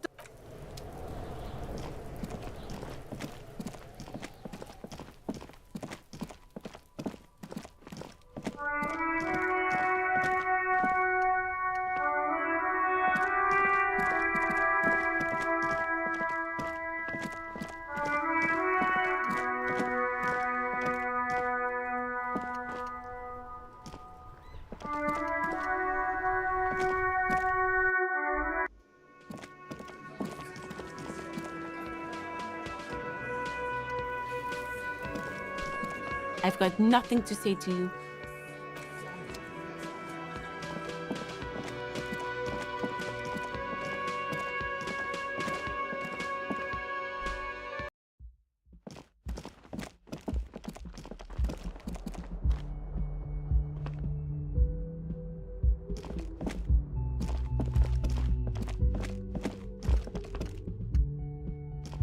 The door is closed.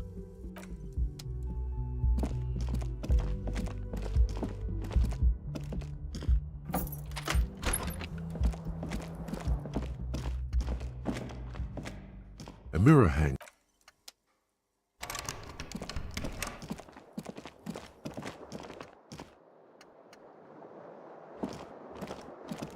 The window stands broken.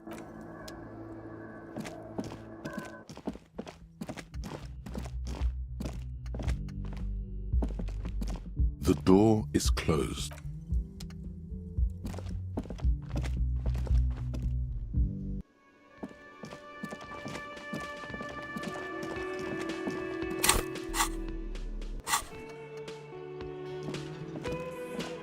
Hi again, gendarme. Bye-bye, Jean.